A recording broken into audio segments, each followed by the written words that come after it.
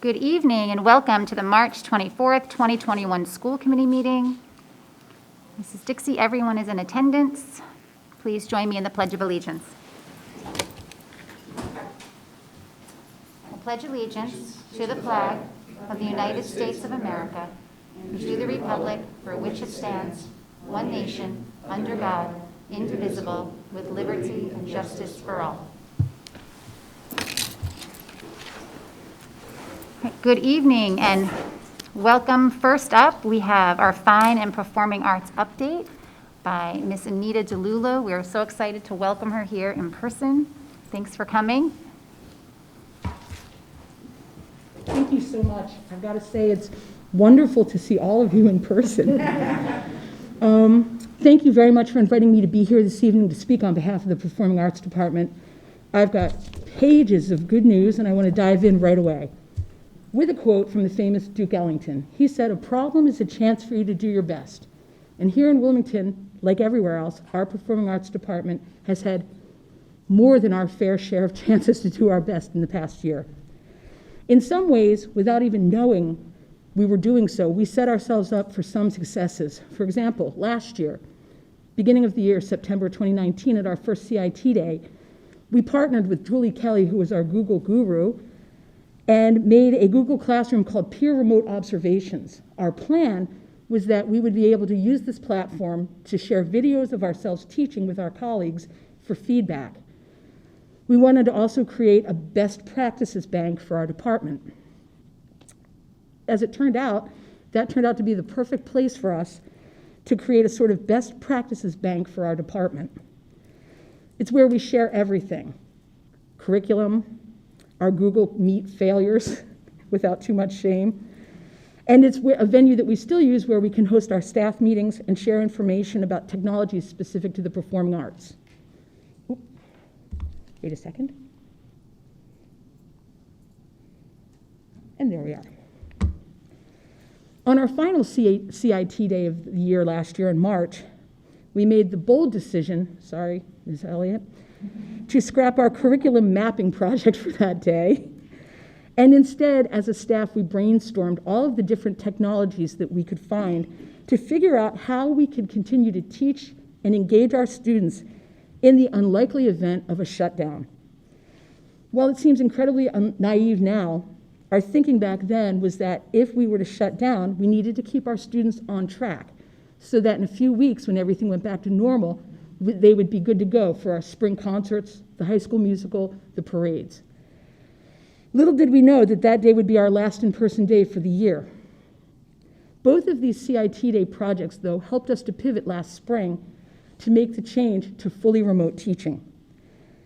When we closed up our virtual classrooms in June, we all thought we'd be back to normal in the fall, until words like hybrid model and asynchronous learning started to permeate our entire summer. Then the news came from the Department of Education that virtually 80% of everything we do in our classrooms and ensembles had been eliminated. There could be no singing indoors, no wind instrument playing, and no sharing of equipment or instruments. We tried to find all the resources we could to figure out how our new classes and what our new classes and ensembles would look like in the fall. The Massachusetts Instrumental and Choral Conducting Association, known as MICA, sponsored 18 hours of workshops in August that focused specifically on best practices for remote teaching, for both music and theater classrooms and for ensembles from elementary through high school. More than half of the teachers in the Performing Arts Department participated in these workshops. We had the opportunity to learn new tricks, new tips, new techniques, but we also had the chance to see firsthand what dozens and dozens of other districts and performing arts departments were experiencing and planning for the fall. We discovered how incredibly fortunate we are here in Wilmington. We're going to be able to maintain every one of our course offerings and programs. Other districts were eliminating all of their performing arts classes due to the overwhelming logistics of how to schedule these classes safely, plus the incredibly changing landscape of how to schedule. I'll be honest, initially, we held our breath as a department, collectively, waiting for that shoe to drop here in Wilmington. But it never did. Instead, we were included in planning sessions with all levels of administration, including the reopening committee. Instead of being presented with cutting classes, ensembles, and programs like other districts, we were asked, how can we still do this? What can we change to make these classes still operate? It was empowering to be respected like this, but also not surprising in a place like Wilmington.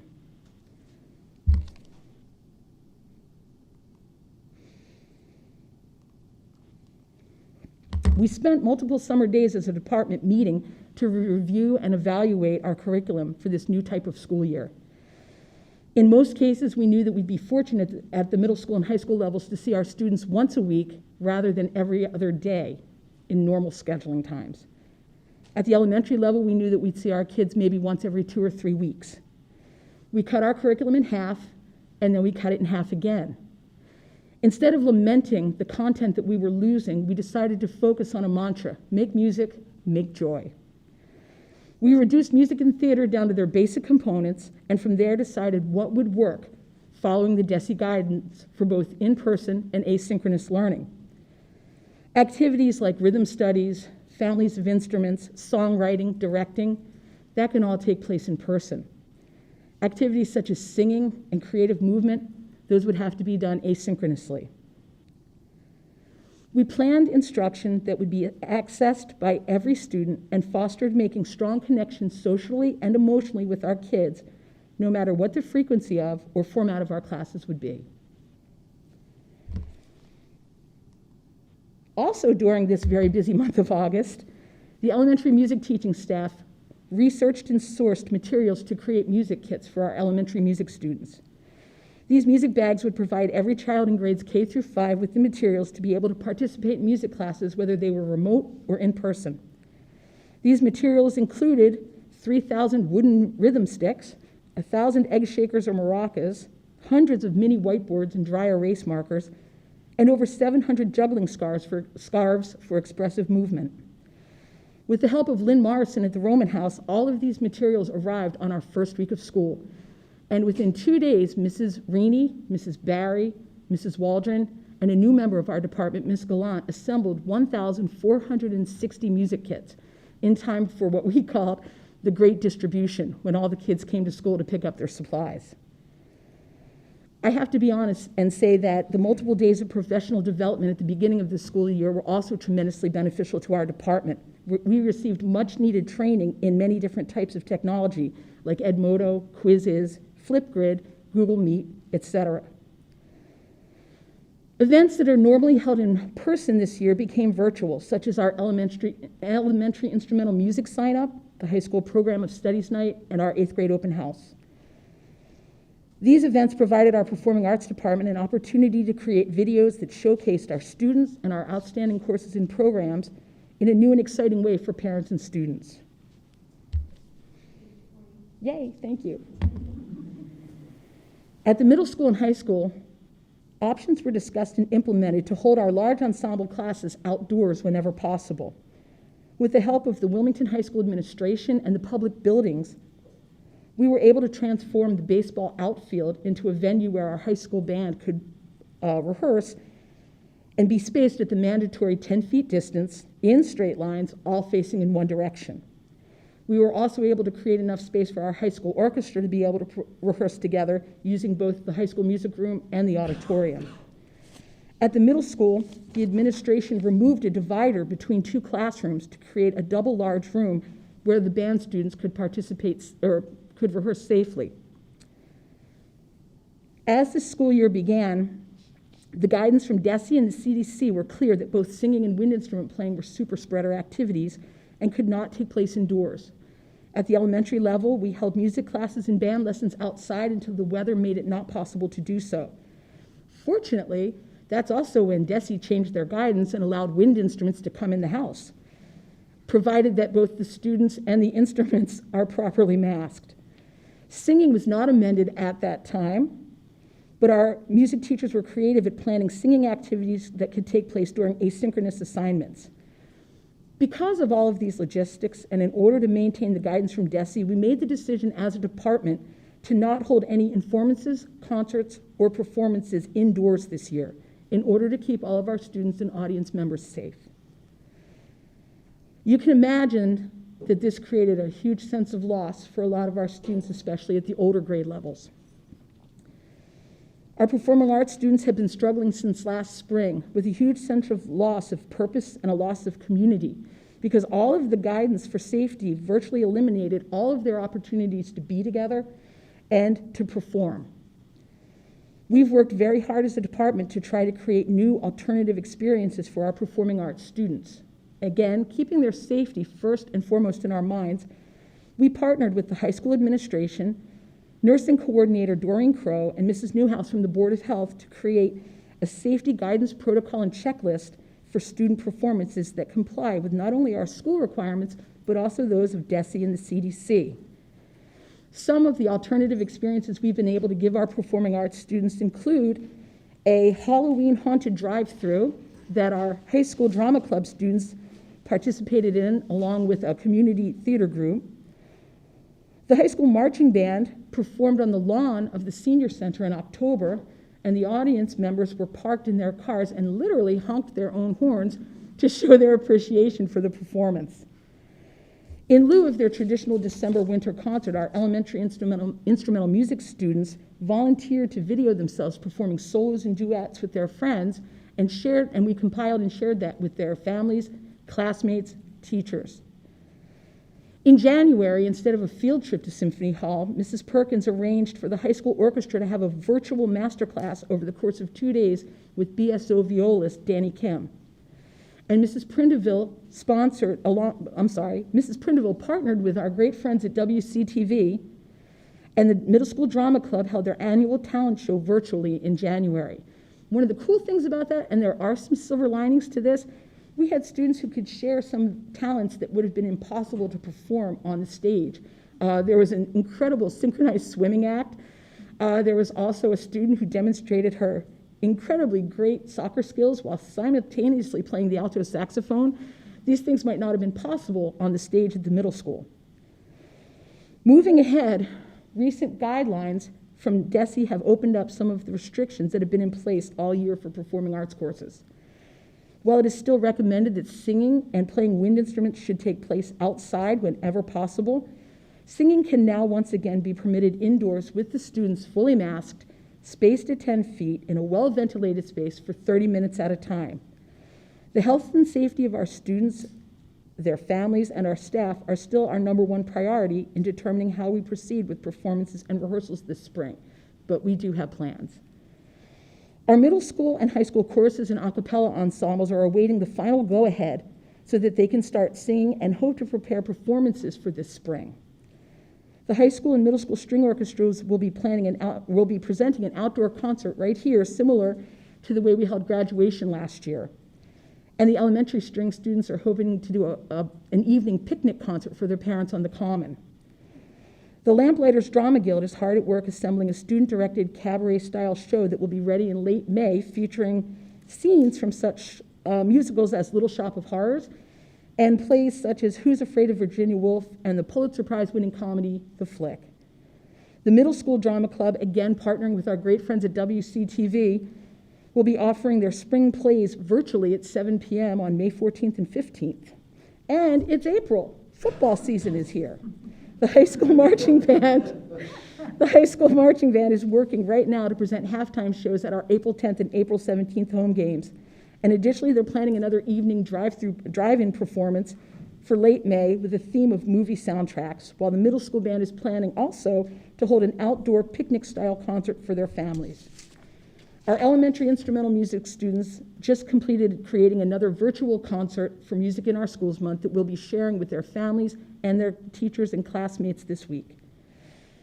I'd like to share one of the silver linings that I spoke of earlier. This was the video that our department created for the 8th grade open house. For me, it's a reminder of what our kids did and what they'll be doing again soon.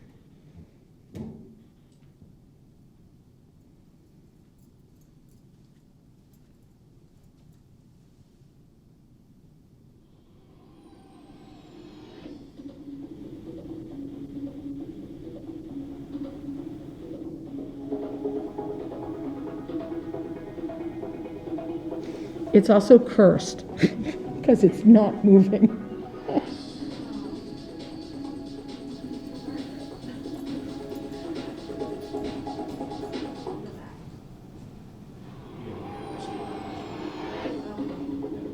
Sorry about that.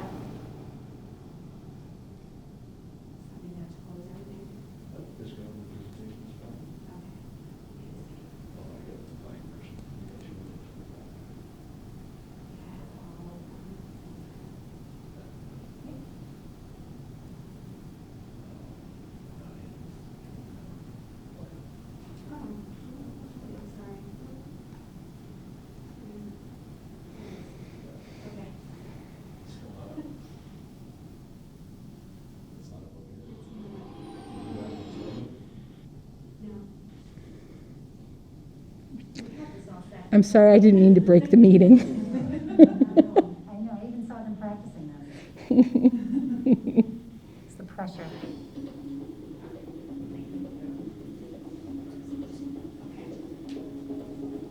Thanks, Ken.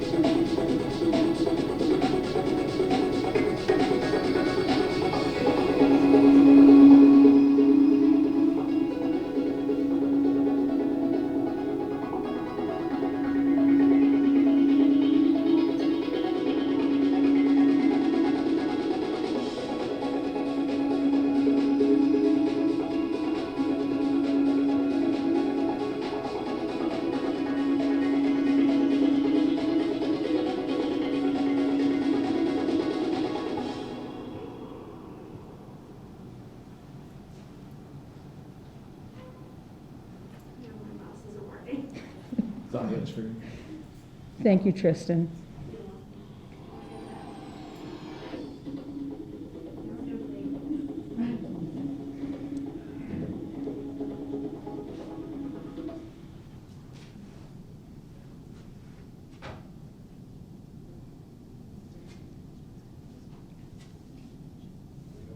Oh, excellent. Well, brighter days and a return to normal actually seem within grasp now. The Performing Arts Department continues to be grateful for all of the support that we have received from this community, and our mantra continues to be, make music, make joy. I tried to anticipate every question that you might have, but in case I didn't get all of them, I'm here for you now. Thank you so much. We You're really welcome. appreciate it, and that was so great to see. I think we knew pieces of it, but to see it all put together is really exciting and makes us feel so proud that we were able to offer so much during this such challenging time for the students and the staff. So thank you. Are there questions or comments for Mr. Lulu? Mr. Smaha? I just want to say thank you so much. I mean, it's just for the presentation, just for everything that you've done, the department has done for the kids during this time, and really taking a negative and trying to find the positives in it, I think is an important lesson for kids, and they really got to enjoy a lot of music and performance, which is fantastic. So thank you very, very much. It means a lot. Thank you very much. Mr. Ragsdale? I want to echo Mr. Smaha and say thank you so much, and that it's been a joy all year to hear my oldest daughters continuing to play their instruments and progress and keep that love of music. Thank you. Mr. Fenelon? I would just add quickly, my children are younger than most of the others in the room, and so my two are both in the elementary levels, and the music bags, well, hearing wooden sticks climb together is not the most enjoyable. Having to be able to still sort of participate, even in a remote setting, was wonderful. So, as everybody said, thank you so much for everything you guys have done. It's been great. Thank you, and I will point out, we did spare you the recorder. Which I appreciate very much. Thank you. You're welcome. That's a rite of passage. I know, for parents and students. Oh, yes. I just would like to thank you, and Anita, for everybody who doesn't know, Anita is new to the position of K-12 Performing Arts Liaison as of this past July. She came on board in this role right in the midst of all of this, all of these challenges that we got to figure out. So I just want to thank you for your can-do attitude, and it was never, for us, it was, okay, how are we going to do this, and let's do the best we can absolutely do. And it's been a pleasure, working with you throughout this year to help, make this all happen for kids. So thank you for everything you've done. Thank you very much. Thank you. Thank you. Any other questions, comments? Thank you. Thank you very much. Have a good night. Thank you so much, Mr. Lulu. Bye-bye. Our next item is public comment. We do not have any public comment this evening. Item 5, approval of items by consensus. 5A, approval of minutes, March 10th, 2020. Is there a motion? Mr. Smaha, seconded by Mr. Fennelly. All in favor? That is unanimous. That should be 2021. Item 5B, acceptance of donation from Tremezzo Ristorante to the Wilmington High School class of 2021 in the amount of $2,188. Someone like to make that motion? Mr. Fennelly? Move to accept the donation from Tremezzo Ristorante to the Wilmington High School class of 2021 in the amount of $2,188. Is there a second? Mrs. Newhouse, all in favor? That's unanimous, and thank you, Tremezzo. They just keep on giving. That's wonderful. We have warrants G4, 26, 27, 28, R2, 17 to 18 to 19, FS 45, L 67, 68, 69, and 70. Mrs. Newhouse, seconded by Mrs. Burns, all in favor? Unanimous. Payroll ending 3/17/2021. Is there a motion? Mr. Ragsdale, seconded by Mr. Samaha. All in favor? That's unanimous. Warrants CB08 and CB09. Mrs. Newhouse, seconded by Mr. Samaha. All in favor? That is one abstention. And warrant, yep, I'm sorry, too fast. Mrs. Burns, sorry. And SPED 24, 25, 26. Is there a motion? Mr. Fennelly, seconded by Mr. Ragsdale. All in favor? And two abstentions, Mrs. Newhouse and Mrs. Burns. That brings us to item 6, which is our superintendent's report. Dr. Brand. Thank you very much, and good evening, everyone. There are 4 items that are listed under my report this evening, all of which have items that accompany these in the packet. I'll go in order, starting with the Wilmington Middle School Program Review Steering Committee. As you know, I brought before you as one of my goals, intention of taking a more holistic look and a review of the middle school program here in Wilmington. And this memo tries to provide you with a sense of my thinking currently right now in terms of the scope of the work of what this Program Review Committee would focus on. I'll take this opportunity and extend my thanks to the many folks who have agreed to, despite all of the challenges that we individually face and collectively face during this time, to be a part of this work. Although timelines have had to have been adjusted here, the intention around still engaging in this work is there. As outlined in the memo, there are really 3 focused areas that it's my thought at this point in time that this committee will take a look at. First off, a review of program offerings in middle school programs, and that is not just here in Wilmington, but other middle school programs and what's considered to be important from a research basis in terms of middle school education.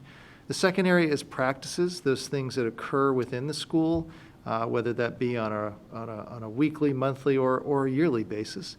And finally, the organization, how structurally is it considered to be best to put together and operate the middle school. So the memo, as outlines, tries to break down what this work as a whole right now takes a look at. Step 1, meeting with the committee last week, they've now broken themselves into 3 groups. Those 3 groups will align with those 3 areas that I mentioned, and they're going to start to, in the weeks ahead, engage in a review of research, best practices, and other ideas, if you will, around middle school program offerings in this area. So I wanted to keep you as a committee up to date on that work. Right now, if that group as a whole, the committee can stay on timeline it's my hope that there'll be some sort of report out to you, a preliminary report on their work by the end of the school year. I'm happy to take questions on any of these if you wish, by the way, as we go along. Mr. Baxter? So let's see, two things. One on the timeline. So as you said, by the end of the school year, you've proposed that we get an update on the work. Right. And then the next thing that it says is that by end of October to try and complete the remaining two steps. Yes. What do you see as happening over the summer? I mean, during summer break, do you envision any of this work happening, or will the committees simply take a pause and resume in the fall? Yes, thank you. So I mean, that will remain to be seen truly in terms of what, the opportunity is for people to be engaged. But my hope, and that was the thinking around this alignment, is that some of that work can both begin before the end of June and may be able to some degree, continue over the summer. I think it's pretty fair, though, to acknowledge that once we get to the end of June, and I think this would hold true for our staff as well as our parent guardians, this summer ahead will be a time to rest and reprieve after a really difficult school year. So I'm not necessarily looking for an awful lot of work to be done over the summer months, to be honest, but the advantage that I think that these smaller groups have as an approach is that where there's an opportunity for them to come together, that can be sustained around a time frame that works for their schedules. So we'll have some continuity of work, but I don't think it'll be an intense summer, so to speak. And my second question is on the step 2 assess. I think that the progression that you've laid out sounds exactly logical. That what do we hope that we're doing? What are the ideals that we're aiming for? And now, to what extent are we currently meeting those? But I'm curious if there has been thought given yet to how we determine the answers to some of those questions. So just to take the first one that you list here, if a best practice is to strongly support the transition from elementary to middle school, how effectively is that currently happening? So that's an important question to ask. Have we started thinking yet about how we're going to get answers to questions like that? Because that seems like that's not a simple thing to necessarily gather information about. No, not at this juncture, but I would say that I think it will become more evident that as the committees get into their work, they're gathering that sense of the landscape, if you will, around research and such. I think that shift to then, okay, so how are we going to assess that? I think there'll be those rich opportunities to try and figure out the right questions to ask, and along with that, what's the data that would meaningfully need to be collected to be able to inform that answer? So not right now, but clearly that outreach to our stakeholders, to our staff, to our families, to our students, for some of the areas as well too, certainly will be part of my commitment to support that assessment. Any other questions? Mr. Smaha? I don't necessarily have a question. It's more of a comment. Just that I think this has been. I'm really excited about this, and I'm really excited to see what the outcomes will be, because I know that the middle school, for a good number of years has really, there's really been some struggles, I think, at the middle school. So it's good to see this in place. I'm, as a many years ago, a teacher of middle school, it's a very difficult age to teach.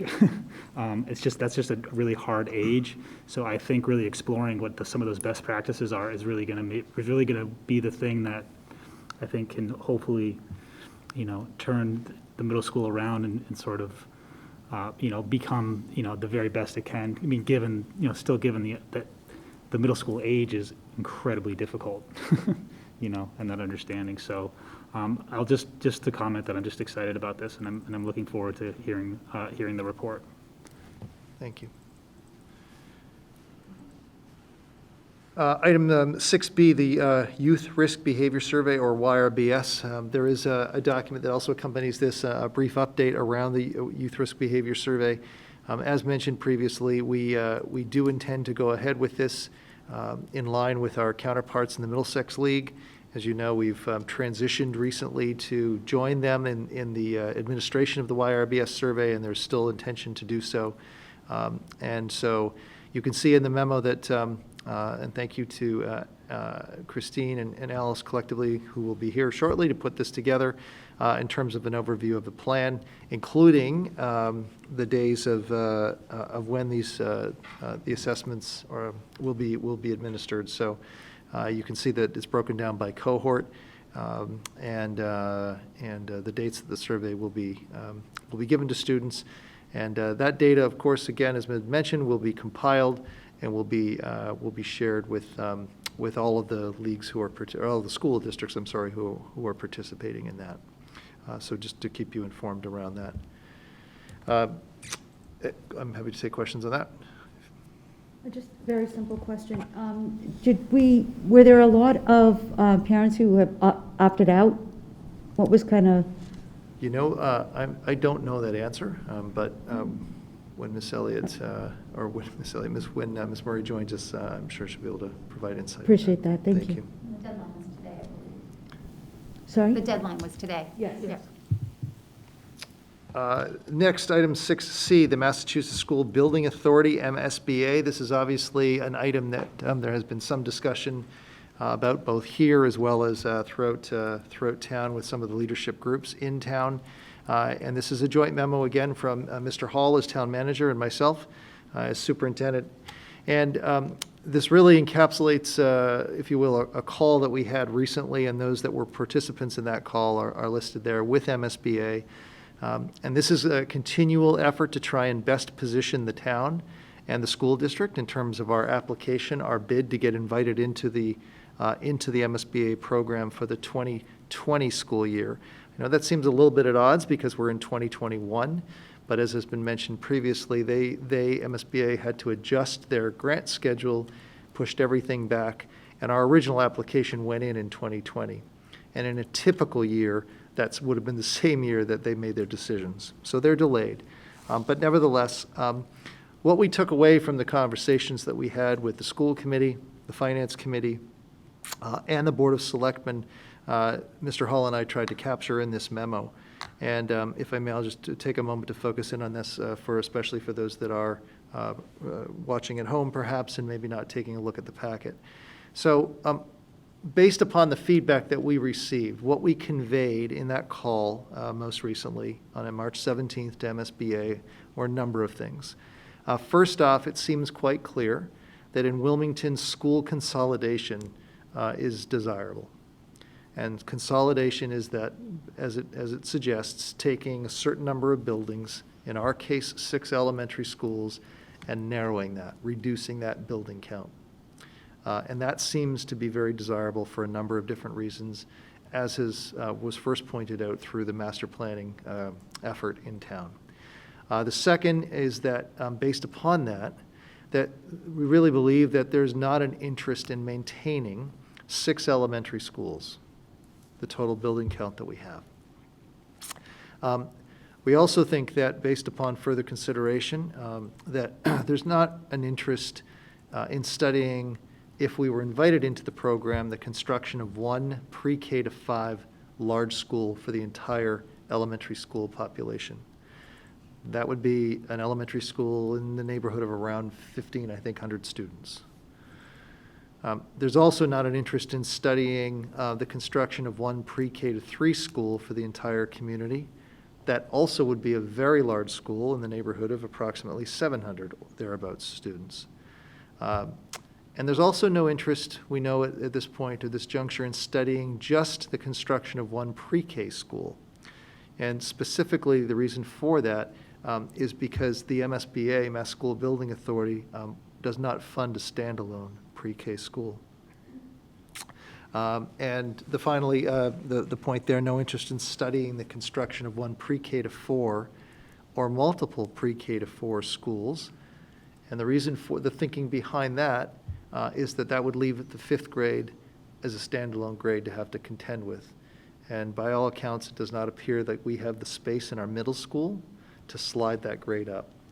So there's a little bit more detail in this, but I wanted to pause on that point and point out that we are hopeful that Wilmington as the town will be invited into this program, but we don't know yet. We should know, though, within the next week or so, possibly 2, as the MSBA prepares for their board meeting on April 14th. And it's at that point in time in which districts who are successful will be formally invited into the core program, or to the core program. And for those that may be tuning in and watching this and getting perhaps anxious or worried that school building or construction is starting, this is a long journey, a long process, and I think most importantly, if invited in, there will be plenty of need and opportunity for members of the community to weigh in on what's considered to be best in the direction to go forward. This is not a school committee decision alone. This is not a superintendent decision alone. This is a community of Wilmington decision, and there will be lots of opportunity for conversation and discussion and ultimately decision-making. So I'll pause on that and happy to take any questions if folks have. Questions or comments?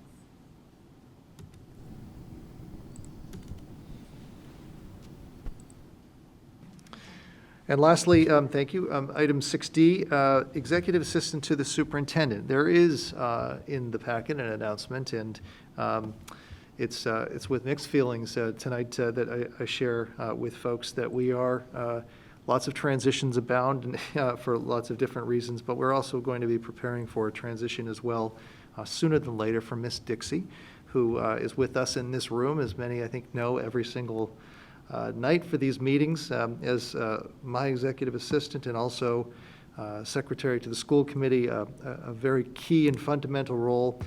Tristan has been with the district for certainly longer than I have, and was a great asset in helping me transition to my role and my work here.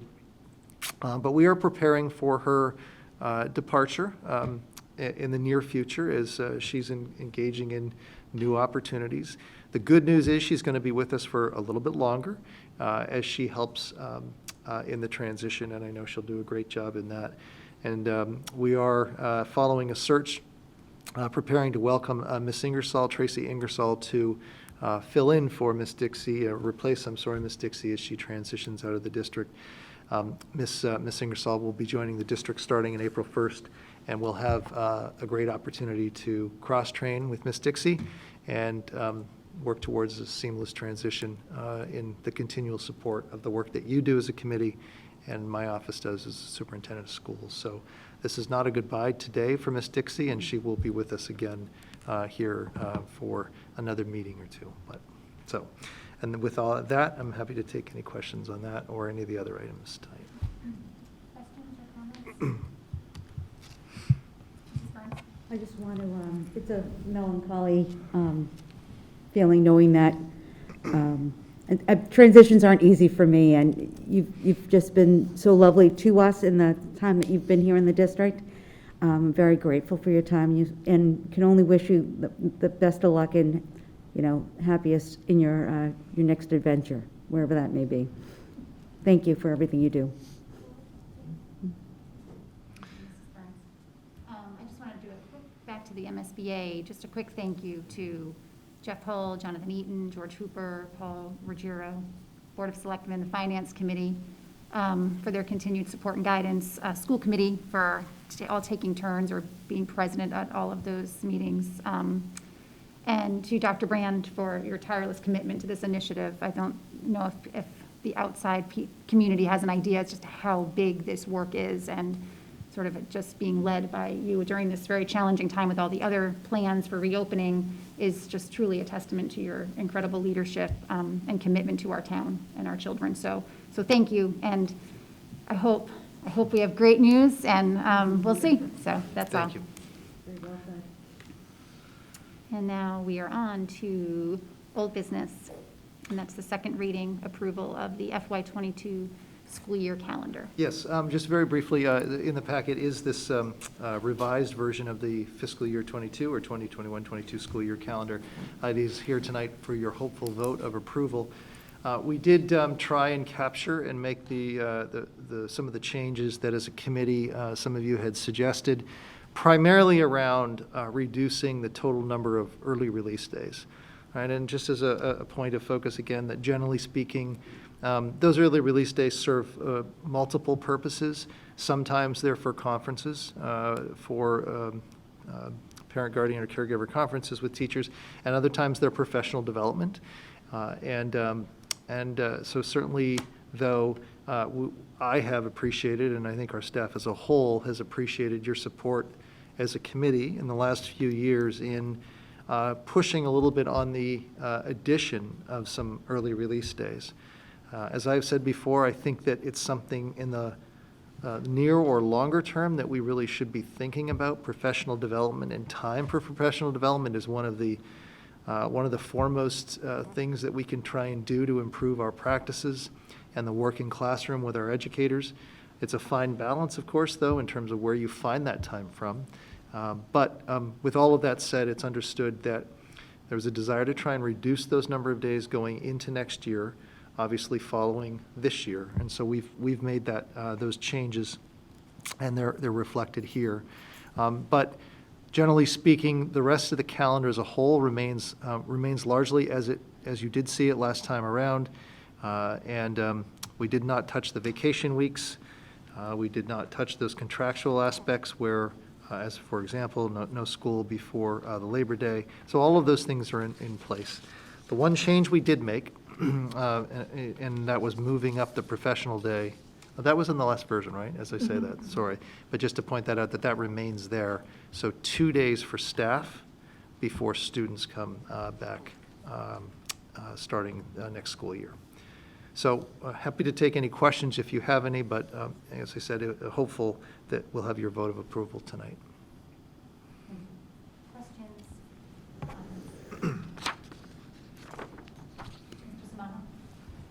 Yeah, I'm glad to see a reduction in the number of early release days, as you mentioned. That's definitely positive. I still definitely prefer it to be, fewer than that. But I think it's a step in the right direction. And I think what Sally was saying the other night about the use of professional development days, I think, especially, coming back from the pandemic and how those are being used, that makes me feel a little bit better about having these early release days and how those might be used. But, I still like to see, a few less. I do have a question about December 9th and December 10th. It says December 9th is Early Childhood Elementary Parent Conference Early Dismissal, and the next day is Preschool Parent Conferences. I guess my question is, what's the difference between preschool parent conferences and early childhood parent conferences? It should probably say, I think it's we can double check this, but I believe the 12-9 is K through 5, and 12-10 is the, Pre-K. but we would need to clarify that on the calendar, I think. Okay. And so is the 10th an early release day? Well, no, it's pre-K, It's so only that's, for pre-K. yeah, okay, never mind, okay. Mrs. Burns? I think professional development is essential for staff, especially with the year that we can only anticipate before us. But in saying that as well, I'm just curious is if you have considered how are we going to try to target the student losses in education and learning in Wilmington? How are we going to try to capture that? I'm not sure. I know that you have been between the MSBA and getting students back in the schools safely. I'm just, I didn't know if there was any preliminary talk, not to say it has to be rooted in cement, but are you waiting on guidance? I don't know if there was a discussion, if you've had discussions with colleagues as to how do we go about trying to capture that within our own districts, and how can we start planning for that? I know there'll be contract negotiations and PAC bargaining to have to deal with, but I'm besides the social emotional piece, I just really want, even once we get the kids back in school, it's going to take a week or so to transition them back to learning in a classroom once more, on top of myriad of other things. But I was wondering if you had any insight or any preliminary discussions as to how we might target this issue caused by the pandemic. Well, in many ways, it's a great segue into the next topic around that Ms. Elliott, Ms. Brown-LeGrand will talk about one of the items there. But I think that there are a couple of things. So one, there's always the option and opportunity to extend or add additional days to a calendar. As a school committee, you can do that. It comes with a cost financially, and a significant one for each additional day. But it's certainly something that always sits there as an option for you as a committee. We have 182 days, 180 days for students, and additional 2 days, full days for staff. And certainly districts around have different lengths of school years. So that's one element that can provide expanded time for professional development. The other option is always obviously trying to utilize in-district staff we have to provide training and professional development, and or bring in outside providers to work with our staff. There's always a fine balance between taking teachers out of classrooms too often or too frequently to be away from their students, so it's also a fine balance. One of the things, though, that I've come to learn is that we have a really robust offering, inevitably, of people who are committed to trying to provide enriched opportunities for their colleagues through our internal provision. But it is something, in some respects, that does lead into the next topic, because one of the, I don't want to talk out of turn here, but one of the proposals in terms of thinking about expanding our staff is also thought about how we can utilize them to provide professional development and training for staff in districts. I have a follow-up question. So and I'm just saying, I don't want to put you in a bind, forgive me, but would parents have the option of having their child repeat their grade, those that were struggling remotely or in the hybrid? Is that an option potentially? I mean, I know that would be, that would create a host of other issues regarding space and class sizes, but I just didn't know if that was a viable option, in that how we would tackle student losses. I mean, it's over 12 months worth of gains, and if and forgive me, not to put you on the spot, but I just didn't know if that's been discussed as a possible option.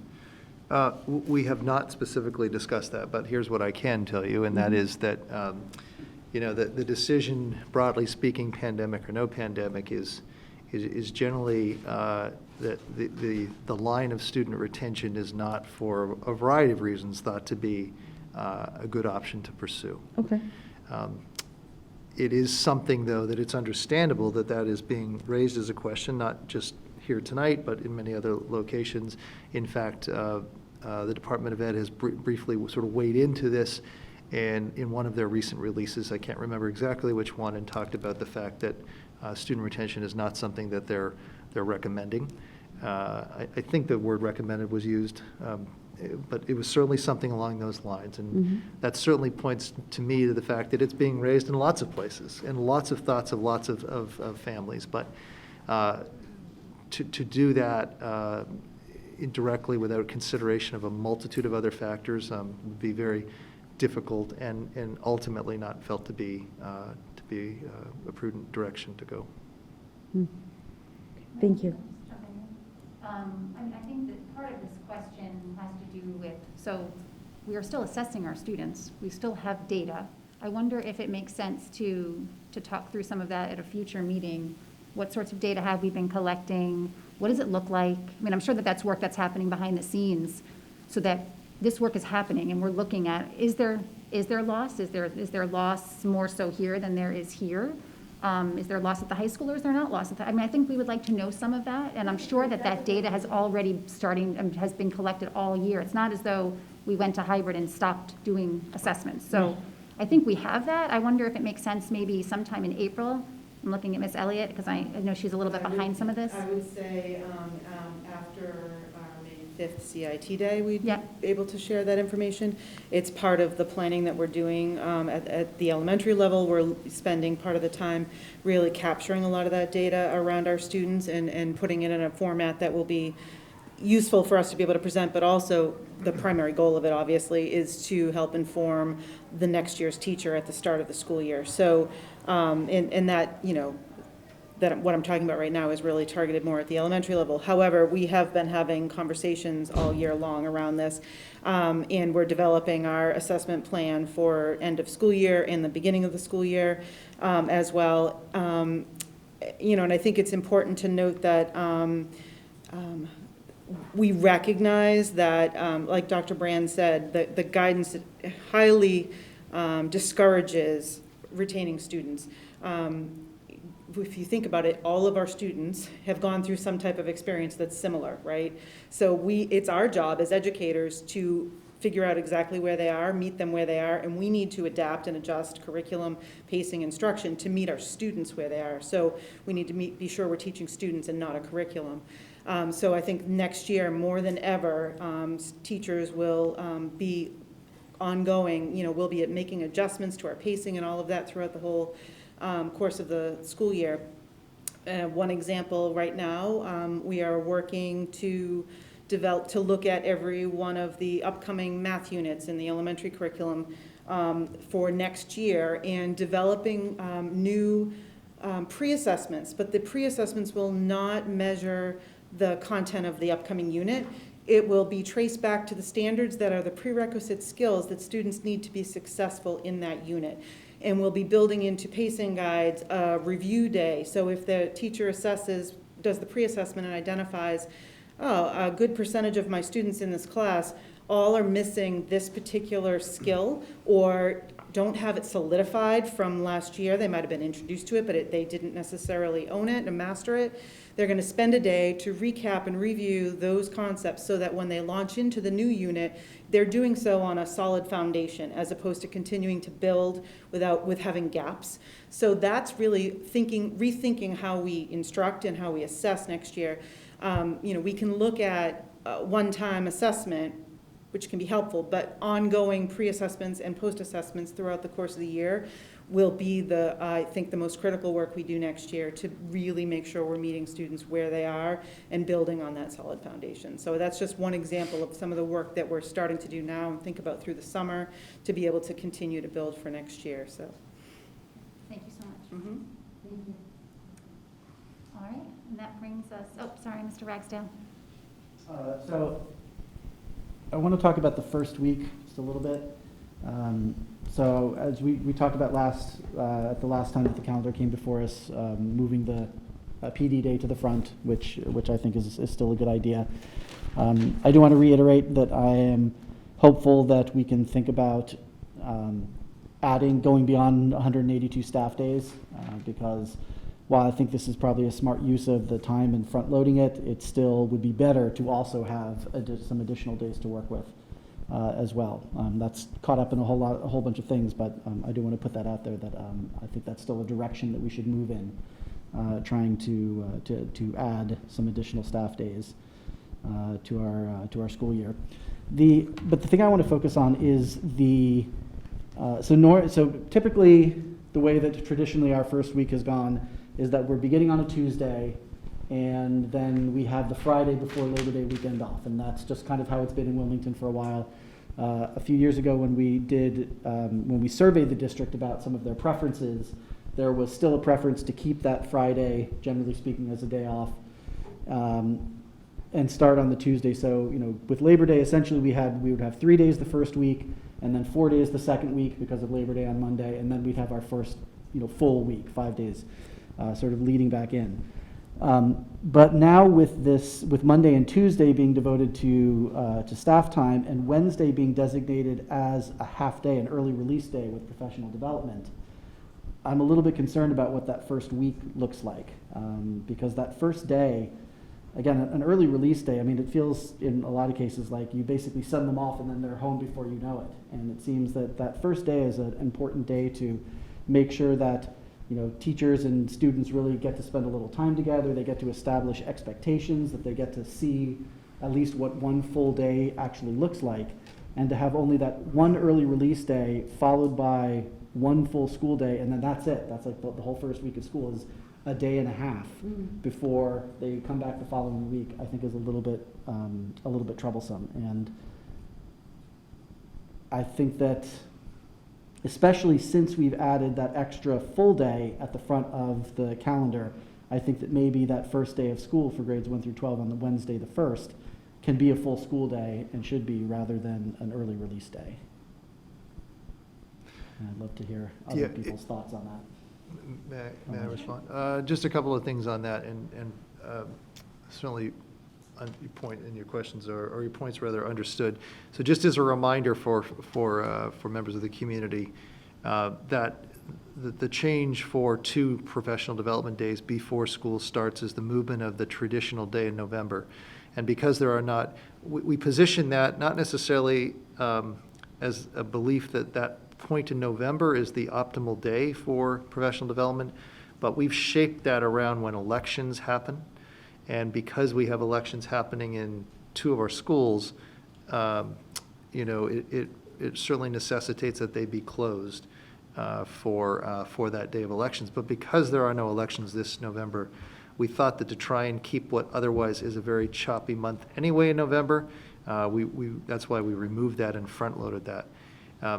So we certainly, you know, that we've kept right now the Wednesday as an early release day to still try and focus on providing time that we moved in the direction of last year to make sure that we had the opportunity for all of our staff to gather information on specific student information, individual education plans, 504 plans, and the like. So what we're trying to grapple with is provide some degree of professional development before students return, provide time for teachers to get their rooms and their schools prepared, and also that piece that I just mentioned that's certainly important. I admit that the flow is not great that first week, and I also think that that's why, for a variety of reasons, you're starting to see some districts that are moving a start until after Labor Day for students to return. I've seen some of that. I can't tell you that there's a lot of them around, but I know that there seems to be an increasing number. So I don't know if that's a direction that, as a community, we may want to explore sometime down the road. I mean, is there a reason, so I agree with David in that it's a very choppy week. With it only being 1.5 days, it is quite significant. I wonder if it doesn't make sense to actually begin on the 7th, which then pushes us to the 17th of June with no snow days. So That's right. Is that something that we've considered? And I'm also concerned with if families know it's only 1.5, are they going to sort of, that's just tricky. It's tricky for working families, it's tricky for families. And so are they then just going to decide it's a wash and I'm going to start on the 7th anyhow? I don't know what our data shows there, but this does seem a little bit more, 1.5 is a lot different than 2.5. Sorry, Ms. Elliott? I was just wondering if there would be any consideration for shifting the teacher start days back a day, actually, so you'd have the Friday and then the Monday, and then students might come for the half day on Tuesday, and then 2 full days of school before the weekend. Not knowing the history enough to know if that's something that's. Yeah, I think, Paul, I think that would be considered an extra day because of the contract language, I believe. Yeah, we'd have to approve it. But shortening the school year, Yeah, we'd moving have- it up. Is there something that says teachers can't begin on the 28th, 27th, 26th? Yes, I believe 29th? that there is. So it's the, Or- okay, yeah. so there's a date. Okay, I wasn't sure if- We have Sorry, to check, yeah. but. Ms. Burns, can I ask you, Would, and this may be a silly question, because, forgive me. So could we at least open the schools between a specific amount of time for those staff members who might want to come in on, say, like that Friday to set up their room, thus, you know, Oh, that's something that we always can do and do. Schools are accessible. Right. Prior to. well, I'm just saying that, you know, I mean, certainly that's optional in that realm, as opposed to, you know, because I know, I've long known the struggle with the beginning activities of the opening of schools for the superintendent and staff, the meetings involved in the schools and then within their own departments. You know, it's a bit of a time crunch, and I'm aware of the struggle it takes to get these rooms set up, so I just didn't know if they didn't have access to it, should, for those who may want to, like, come in at their own leisure and do it. I just trying to be flexible and, Yeah, and the other option, well, there's a few options, of course, but the other option I think we could certainly do is shift that early release day on the 1st. It's also not ideal, but possibly to the week of the 6th, the Labor Day week. Again, so what the breakdown is right now of those 2 days, if you can, just sort of envision that. We've got the commitment is to try and secure 1 full day for professional development, and that is effectively, well, that's our only full professional development day for the year. The other day is a combination of building meetings with principals and staff to get their buildings open, staff to get ready, department meetings, classroom readiness and such. So there's a lot that's compacted into those 2 days. I would suggest we certainly could move that first early release day. The points are well taken. 2 full days would be better than the half. And perhaps the committee would give consideration to moving that to the week of the 6th. I think that would still allow us to achieve the ends that we're shooting for there.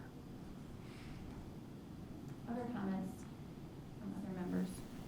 Mr. Smaha? Yeah, I'll just agree with Mr. Ragsdale on, I really the more I think about it and what he said, I really don't like that early release day on that Wednesday, nor do I actually like it the next, the next week as well. I think it makes, that turns makes both of those weeks pretty choppy.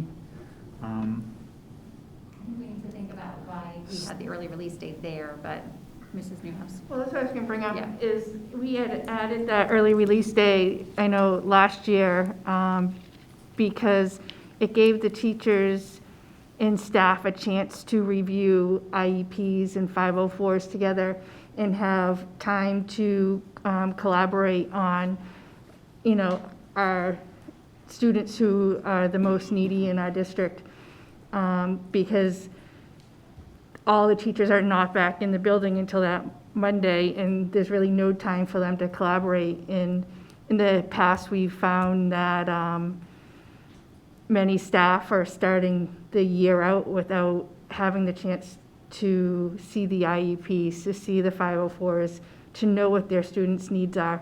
And it causes a lot of angst and anxiety issues, especially for the students when some of their needs aren't being met. So that was, the thought behind adding that last year, and it seemed to help, from what I understood from parents and teachers, to alleviate a lot of those issues that we were having.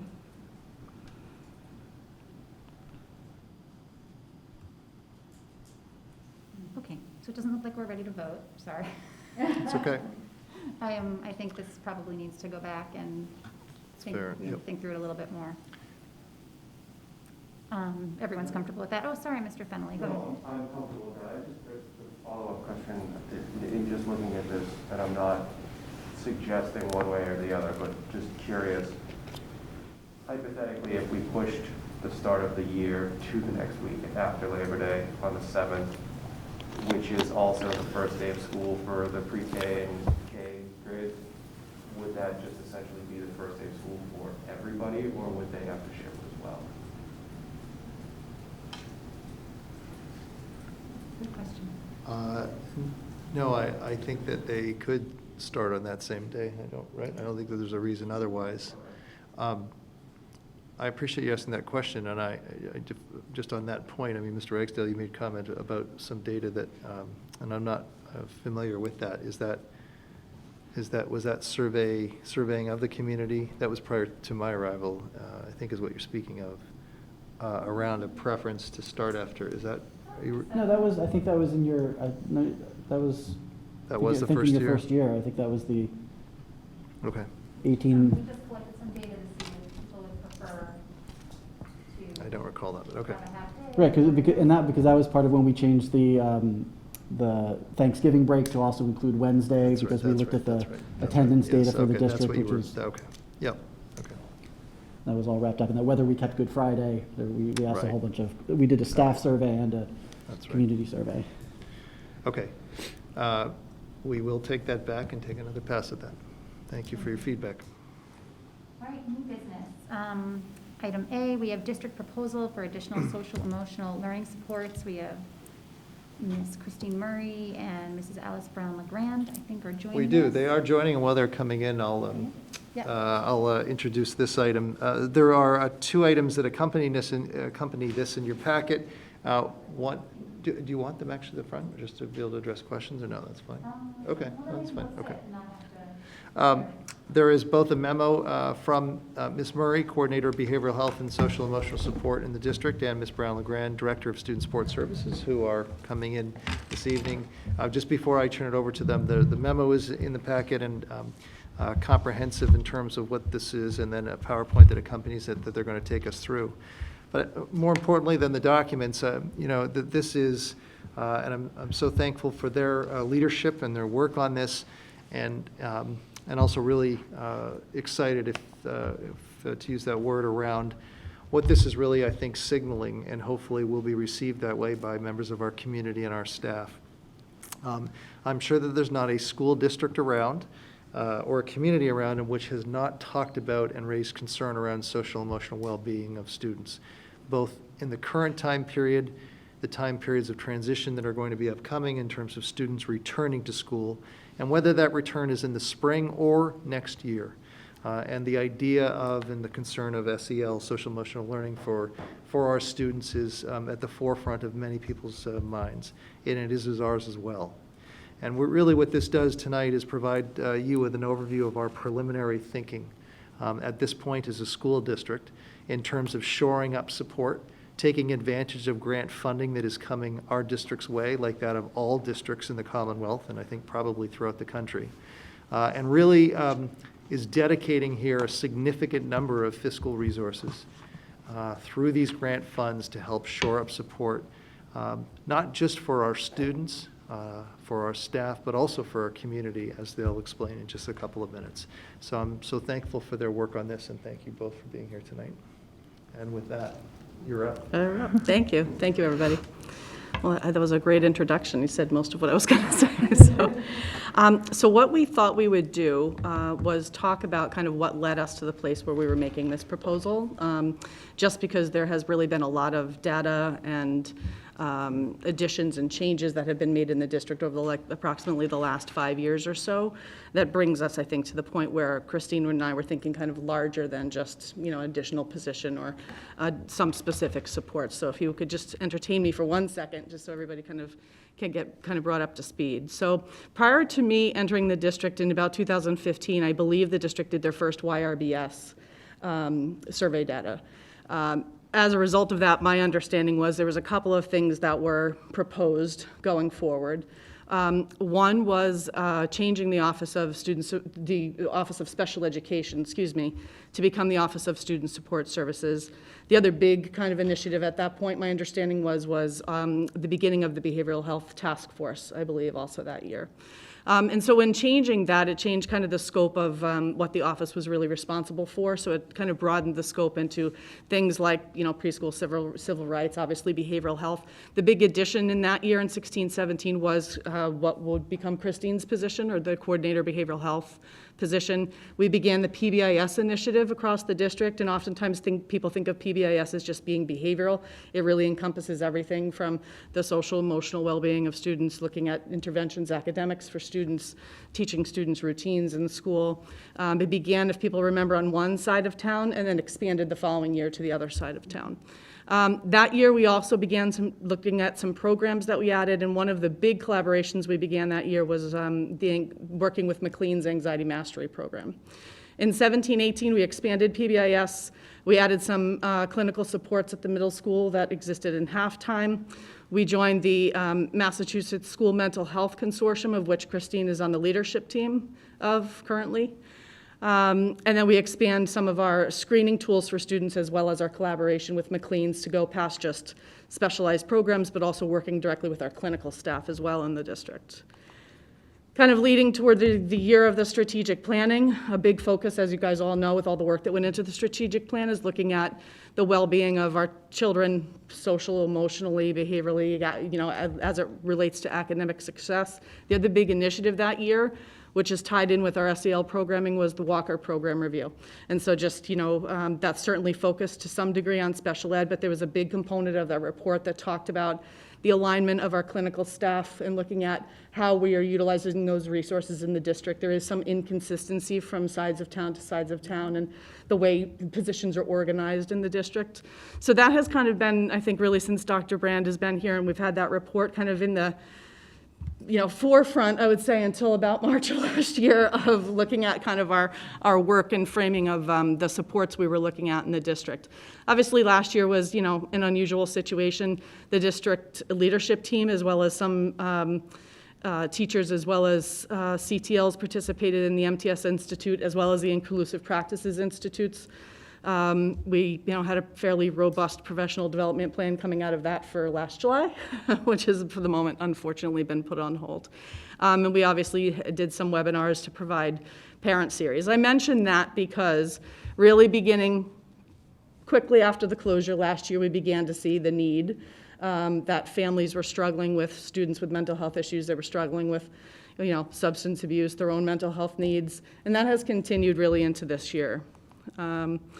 Christine and I, and I'll talk about this in one second, but Christine and I think we've talked a couple of times when we've come to school committee, just being concerned about the level of need of the community in general, certainly as it relates to our students, the impact that then has on the staffing in the district and their ability to effectively support families and kids. And so I think, all of those things, while I know it's kind of a short overview, has led us, I think, to the place where Christine and I over the last year or so have really been thinking about larger what we could really be doing here. In terms of programming, this is just a snapshot, but just, so we have a kind of a visual of the addition of any social emotional programs we've provided into the district. They are not all special ed programs, but just to have a sense for a community our size, how much has been added to the district in what is a fairly short period of time, and the need for this level of support continues in our district. If you want to. Sure. So in the fall of 2020, we really saw obviously a need to increase our support. We added a social worker at the middle school. We added additional district-wide BCBA, which is a board-certified behavioral analyst. And part of our efforts after we closed were to have a reopening group to really focus on SEL supports. We realized staff would need some additional supports, as well as our families and students. So it was a wonderful experience to work with families, teachers, and staff to come up with some great resources. And I have to say, we've been utilizing these all year. And they continue to be available as we fully reopen to the school next month. So we also have the Family Resource Guide that has a bunch of resources in it that is still, like I said, available on our website.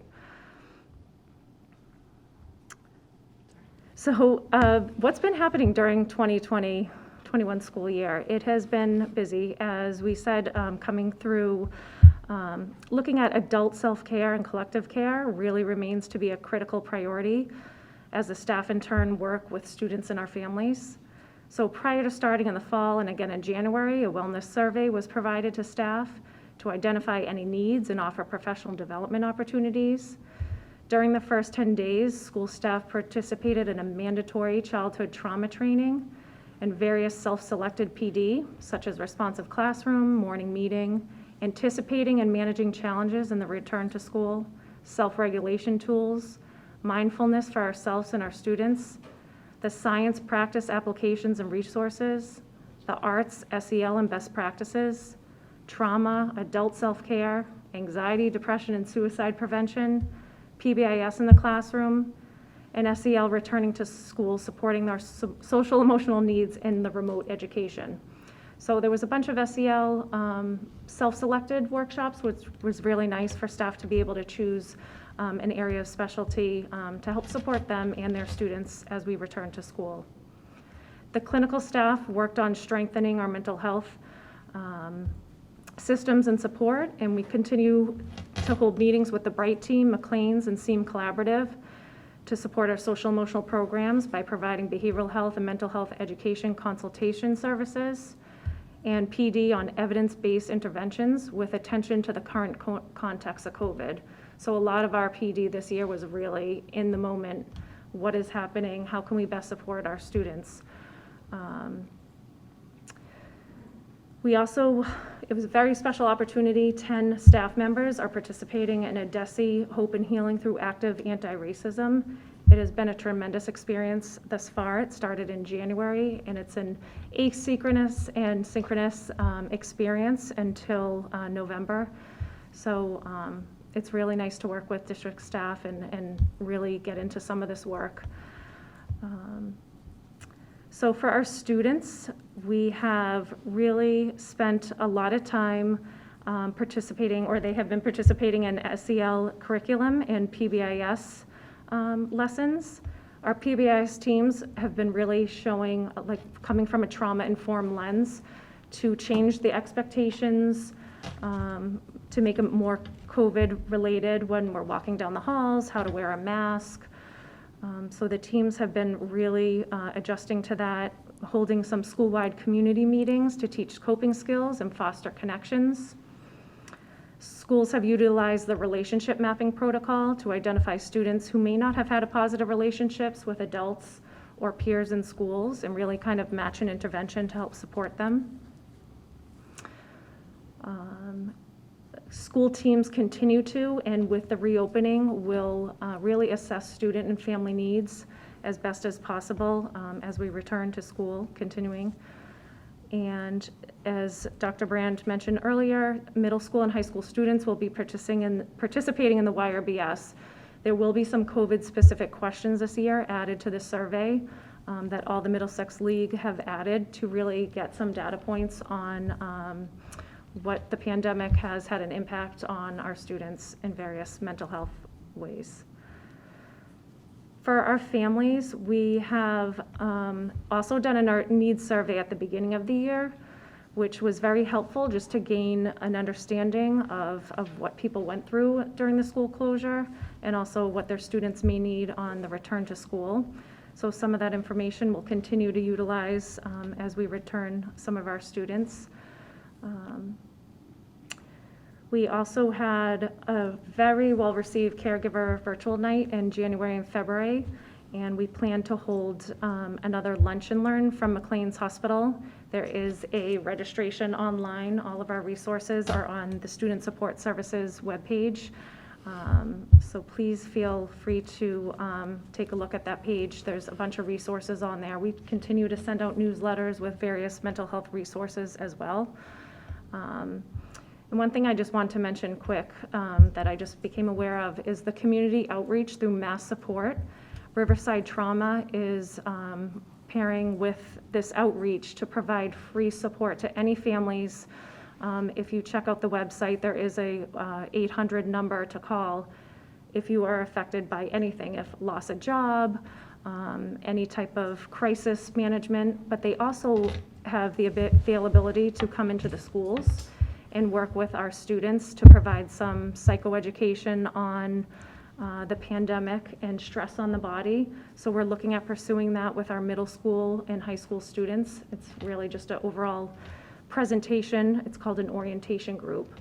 So we're working on having that support available for our students as they return to school. So the impact has been, we've been following DESE guidance on the emotional well-being of our students and our families, and really gaining all the resources that they have provided to us to date. And our district clinical team, and I know Dr. Brand mentioned this in an earlier presentation, there's a number of areas here that just we've observed. We've talked to families, students, and just kind of got an overview of various mental health concerns. And to say the least, this last year has had a profound impact on all our students and families. And, you know, whether it's a loss of connection to a teacher or a peer, a loss of a loved one, or any family stressors. And we anticipate that this will continue the remainder of this year and into the years to come. Okay. So here we are looking forward to a reentry to school. I know and I appreciate all the support here from the committee of us talking about social emotional learning throughout the year and really trying to enhance it and how we can best support our students as we return more fully. So there is a need to increase our intervention and supports with more of a systematic approach pre-K through 12, and also how we're going to benefit the greater community of Wilmington. So there are 3 areas that we're focusing on: increasing our access to provide outpatient mental health and wellness resources and referrals to benefit our families, increase support around multi-tiered systems of support for SEL programming, and increasing our clinical team to help with this. The first thing that our proposal that we're looking at is to partner with William James College Interface. It's a referral helpline service, and having a centralized system to provide access to over 9,000 outpatient mental health providers and allowing for a referral match within 2 to 3 weeks of calling Interface will improve our ability to connect with families and the appropriate services and resources to help our families navigate the mental health system. So there are 2 type of contracts that we're looking at. One is for public schools only, and the other is really to involve the greater community, which is what we would like to do. We are lucky we have a wonderful community, and we've reached out to the Board of Health, and we're also members of the Substance Abuse Coalition and have a great relationship with the police. So we're hoping to really team together to provide this service, which will benefit from ages 0 to elders. So how can we best support everyone in our community with having greater access, even a phone call right before here with a family member of how to access a counselor after there's a wait list of weeks, or, you know, I've reached out to 8 therapists and no one's gotten back to me. So it is a problem. Families are having a difficult time. Counselors are having a difficult time, and our phones are ringing off the hook with people needing support. So if this is any way that we can help the community and our families, this is one proposal that we're really looking forward to doing. There are other local surrounding areas that are also listed up here, and we do have a very short video that we'd like to share with you. So it's giving everyone a little understanding about what William James Interface offers.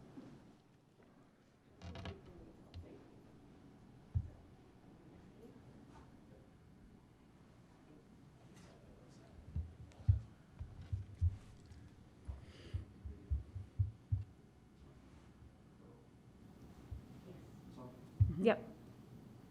Thank you. Are you looking for a mental health provider? One that takes your insurance, has the availability that will work with your schedule, and has expertise treating the specific mental health symptoms that you or your loved one is experiencing? If so, then the Interface Referral Service may be able to help. The William James College Interface Referral Service, offered through the Friedman Center for Child and Family Development, is a free, confidential mental health referral service for residents of participating Massachusetts communities. What makes Interface unique is that we do not provide merely a list of providers, but rather matched referrals to outpatient mental health professionals and practices from our database of over 9,000 licensed and vetted providers who meet the caller's concerns, insurance or fee requirements, preferences around the therapist's characteristics and treatment modality, as well as location needs and the available time frames for appointments. If you would like to learn more and see if you are a member of one of our participating communities, visit interface.williamjames.edu or follow us on Facebook at facebook.com/interface referral service. You can also call our helpline directly to speak to one of our referral counselors today. The number to call is 1-888-244-6843. We are open Monday through Friday, 9 a.m. to 5 p.m. We look forward to hearing from you soon.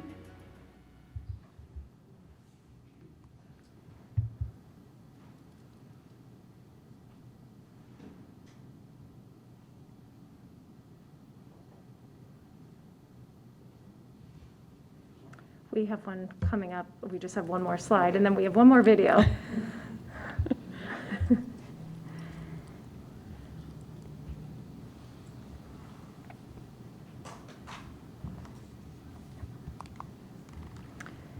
So the district is looking to acquire Panorama Education. It's a universal SEL assessment and data system. So it will be a universal screening that would be administered 2 to 3 times a year to students. And this data will provide reporting on the 5 core CASEL competencies, data analysis, and intervention tracking system. So the other good thing about Panorama is there is a whole list of a playbook for teachers to access any lessons on SEL, any interventions, including student check-ins, kind of getting a pulse of where they're at.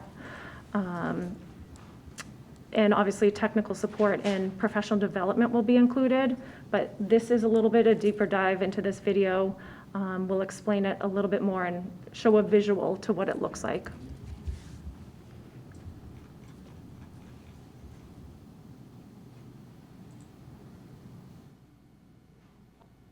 Hi, my name's Tommy. I'm with Panorama Education, and I'm going to give you a quick overview of Panorama's social and emotional learning solutions and tools. The first part of Panorama's solution is measure. And so we're creating a social and emotional learning survey that's customized to Wilmington's needs. And so we would pick 4 to 7 topics from this list that we would want to hear from students about. And this survey is meant for students to sit down in a 10 to 20 minute window, 2 to 3 times a year, to reflect on their areas of growth and their strengths in regards to social and emotional learning and well-being. Topics like self-management, emotion regulation, and growth mindset are really popular for our partner districts and schools to measure, especially in related to academic and behavior outcomes. Schools and districts might also measure things like relationships with teachers, a student's engagement in the classroom, or their sense of belonging to better understand some of those environmental factors. Once Panorama helps to administer this survey, we would pull all of this data into our reporting platform to understand how our students are doing and what their needs are. At a high level, we'd be able to see how all of the students across our district are doing. Are they on track when it comes to SEL? We'd also be able to see individual school campuses, and we can break it down by racial or ethnic group to see how our different student groups are experiencing social and emotional learning. We could break it down by students who are receiving special ed services, students who are learning English, etc., to have some high level equity and social and emotional learning data. We can also dive down to an individual school to see how their students are reflecting on their SEL skills and competencies. This is a similar view as the district, so we can see overall across the whole building that 60% of our students are reporting strengths in their SEL skills and competency. We can see across grades, and again, have the same breakdown by background information or demographic group.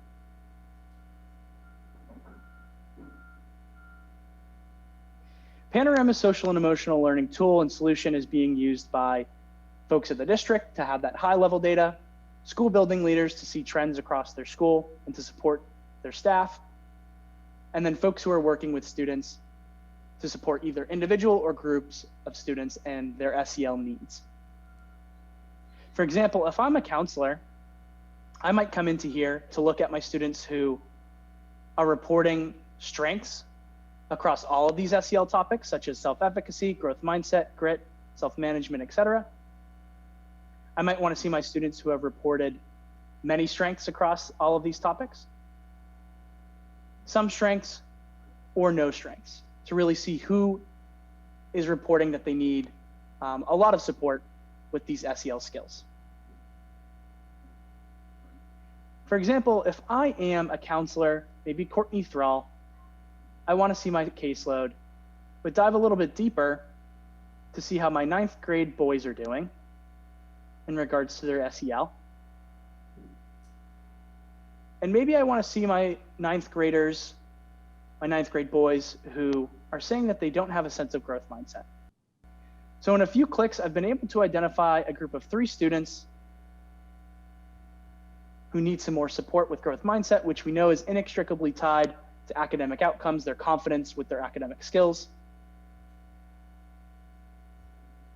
I can quickly share out this group to a colleague so that we can talk about and touch base about this group of students. I can create a group intervention plan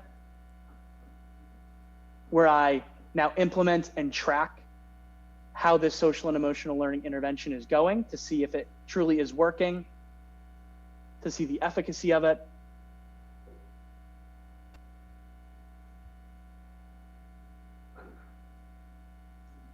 Beyond group support, I can also support an individual student such as John. I can see John's social and emotional learning results of how he has self-assessed himself across these topics from each administration, from the fall to the winter to the spring, how he has grown in self-management, but it looks like his sense of growth mindset has declined. I might also want some resources, some interventions to use to be able to focus on these specific topics. So I would go into Panorama's playbook, which is a resource library of over 1,000 interventions for social and emotional learning in school climate. I saw that John was struggling in emotion regulation. And so now I have access to some resources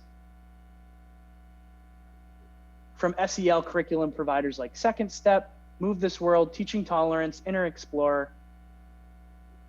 And these are meant as warm-ups in a class, an individual student conversation that you could sit down and use a framework and questions for, or interventions that you could scale across a whole class, grade, or school community.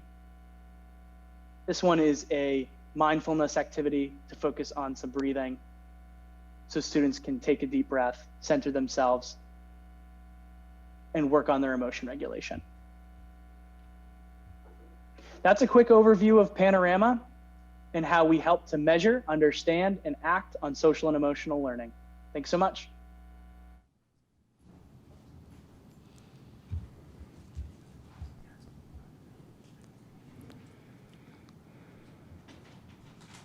Hi, my name is Tommy. I'm with Panorama Education. I'm going to give you a quick overview of Panorama's social and emotional learning solutions and tools. The first part of Panorama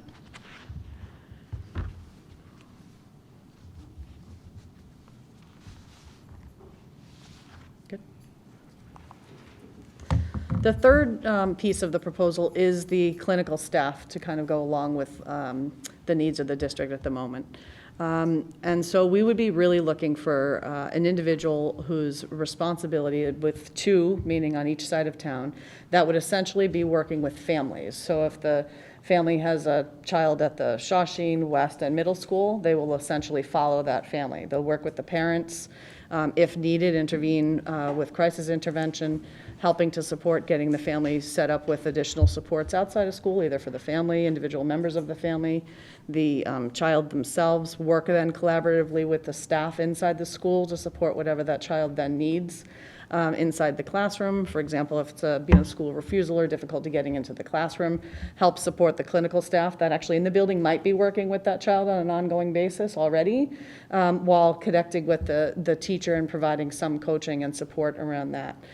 They will be part of the team that looks at the school-wide or individual level panorama data to identify areas of professional development for schools, as well as do some family work outside the regular school day. So whether it's groups that they identify based on panorama data that we can offer either on individual students or school-wide, kinds of support we can provide to families that they would be doing work kind of outside the school day.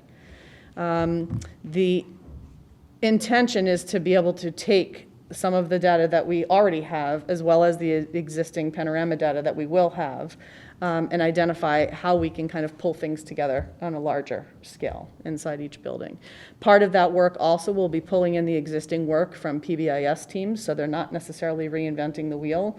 So for example, integrating the Panorama data with the PBIS data, sitting at IST teams for students that you may have, the teachers might be utilizing Panorama data for interventions, and being a resource, much like some of our clinical staff, but it's an additional person to do that, that might have the connection to the families in a different way than our existing staff during the day does. The thought is really to pull it together. So while all of our clinical staff will have access to the William James interface, they will be able to refer families to that. People in the community, such as the social worker at the police department, will be able to utilize that. Families outside in the community will be able to utilize that. The idea of these positions is to be able to create a little bit more of a cohesion among the family support that's sometimes required outside the school day, providing more focused, I hate to use the word PD, but groups potentially, even for parents that require it outside as it relates to SEL and mental health supports and family needs, as well as utilizing some of the data that we will have that's more on an individual level. So remember, a lot of the screening that we do now, whether it's YRBS or SOS is slightly different, but it's more aggregated than it is on an individual level. So this kind of drills down into an individual or individual classroom or a school-based even need. And providing PD for teachers as well, because if you looked at some of the Panorama data, it's looking at connection to teachers, it's looking at school climate, it's looking at other things that affects students' social emotional well-being. So we thought we'd have questions, so. Thank you. Sure. Questions, comments? Mr. Samaha? First of all, my first comment is that I think this is fantastic. I think this is a very smart approach to it. I really like the slide right before that where it showed the different bubbles sort of merging stuff together. I think that's a good visual for me anyway to figure some of this stuff out.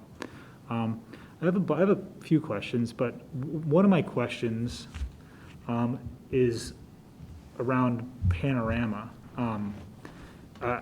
In Boston, we use Panorama, and just as a plug for Panorama, I haven't used much of it, but what I have used of it, it's actually a really great format, and it's really, like, if you try to look at compare like something like Aspen to Panorama, that's like 200% different things, and I really like the way Panorama looks and interacts, and so I was really happy to see that on there. And so I guess my question is, with Panorama, are you looking for is it just the SEL component of Panorama, or is it like the whole, like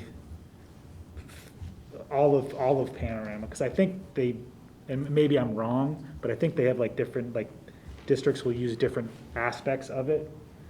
Do you know, is it the whole?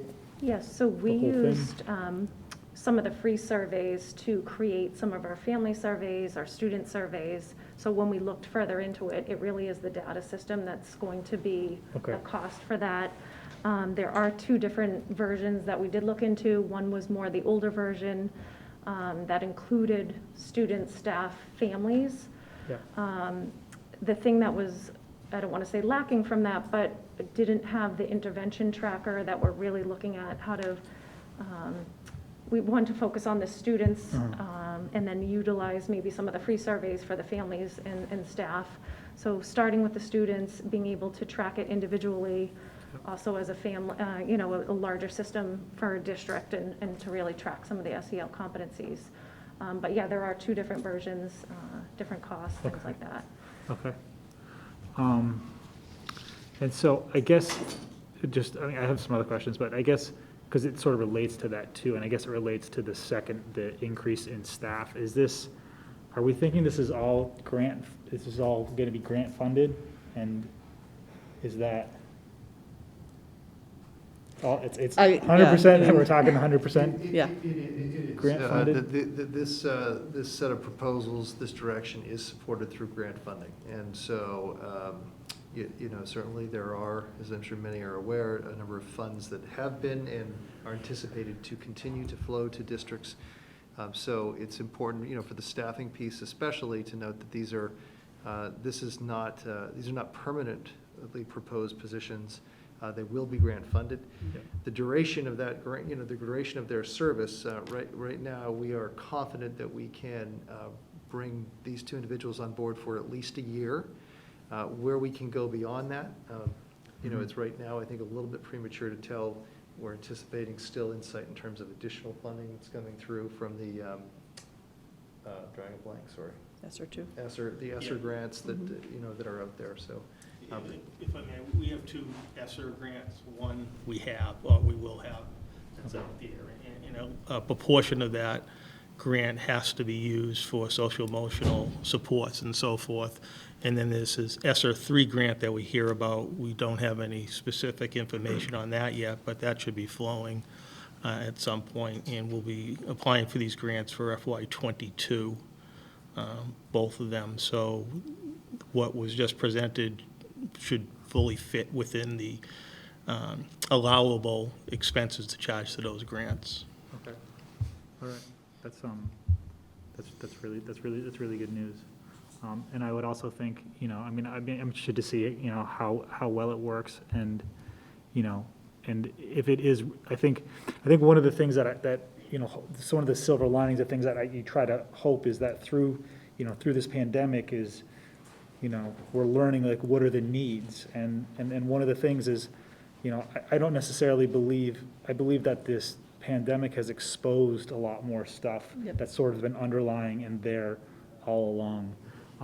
And so I think something like, the Panorama or this addition of staff, it's fantastic that if it'll be totally grant funded and, at least for a year anyway. And I would hope, if it's worthwhile, that we would talk about keeping that stuff around and budgeting for that stuff if it ends up not being available, if those grants aren't available, I think taking data on all of this is going to be key. I think it'll be a little harder with interface, just because of the nature of it.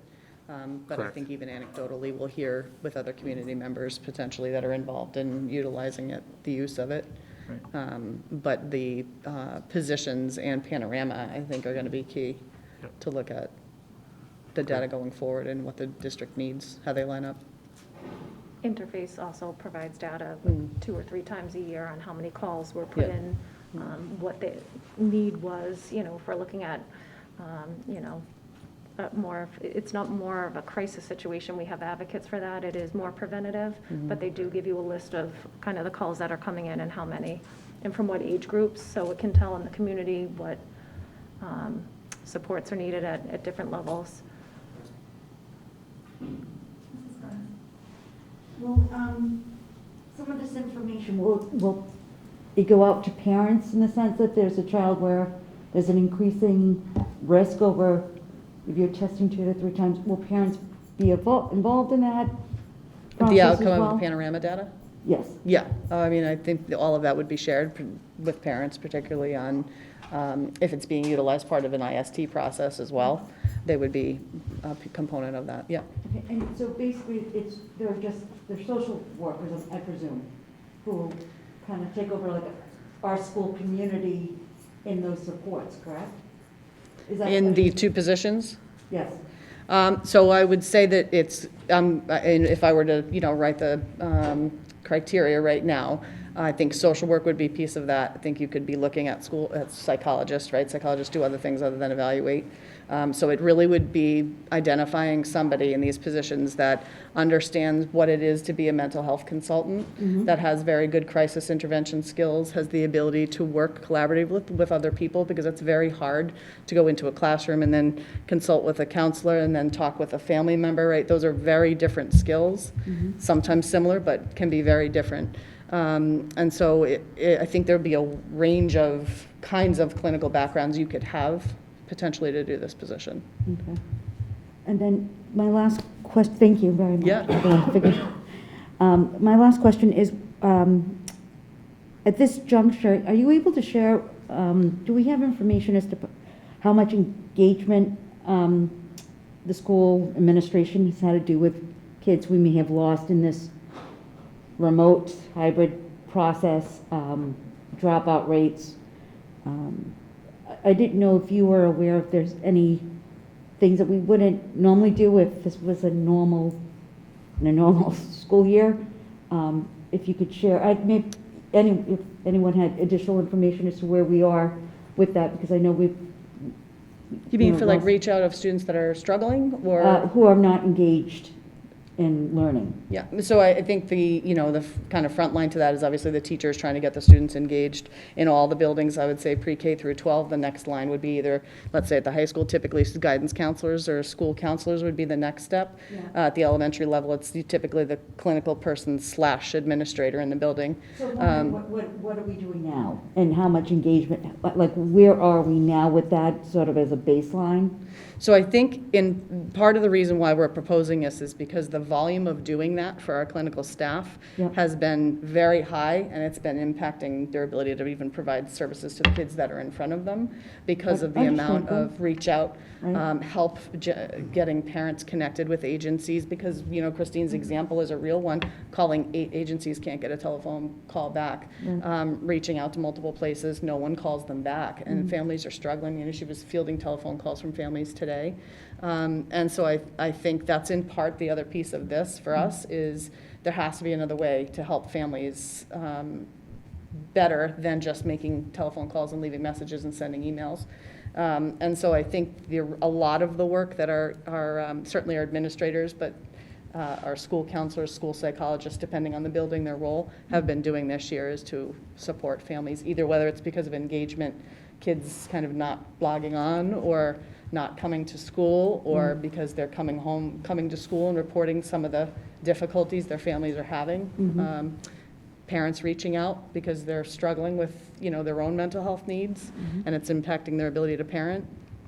So I think there's been a lot of that this year. And just a last comment is that I was looking at the William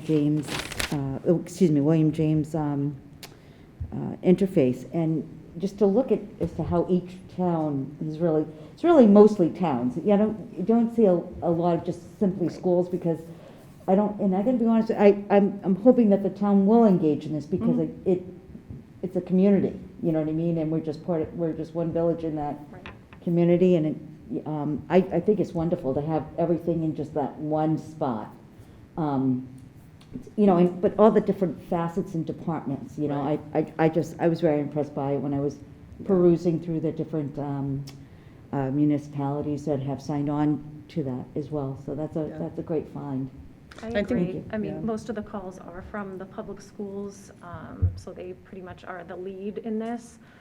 But it can certainly benefit, even talking with Samantha, and she's going to homes, even if it's school-age kids, and, everyone's putting this at the bottom of their email. If we are, not in school, that they still have this resource that they can utilize. So it really is a tremendous, tremendous system. They have a bunch of resources, too, that they have on there. It's like a database of resources. So if you wanted to just tap into some of those on their website, it's remarkable. That's It really great. is, yeah. Absolutely So great. we're Thank you. excited for this. Oh. We've been thinking about it for a few years, and just to really pull together and hopefully get the community on board to offset some of the costs would be wonderful. I think we've headed in this direction with the addition of Samantha's position with the police department, because we will work with her a lot Right. on a variety of initiatives and on individual families when they're struggling. So this is a logical kind of next step for us to partner with them, I think, to do this. I certainly agree. Yeah. I certainly agree. So about these 3 proposals, how much of them would be able to be, ramped up in the remaining time that we have in this year when students come back full-time versus starting next fall and going throughout the next year? Because they're related but different challenges. Yep. And I don't know if some of this is, if it's all going to be ready to go, when we get kids in fully in person now, or if some of it has to wait for, is there anything that's going to have to wait or change next fall that we won't be able to do yet this spring? So I think some of that is dependent on grant funding and when that's actually allocated and when we can access it, I think is the biggest probably answer to that question. I would also add that what we talked about is that it would be our intention to try and get these postings up as quickly as possible. It's abundantly clear that other districts, not all, but Yep. some other districts have certainly explored similar type positions and are getting out their postings. So it would be the intention to, if we could, to try and get a posting up very quickly. Ideally, I think we talked about, and it might be ideal, but to have someone be able to be on board before the end of May. There's the opportunity, you know, and if that could work out, that would be great, but we'll obviously have to respond depending on what the, you know, the search looks like.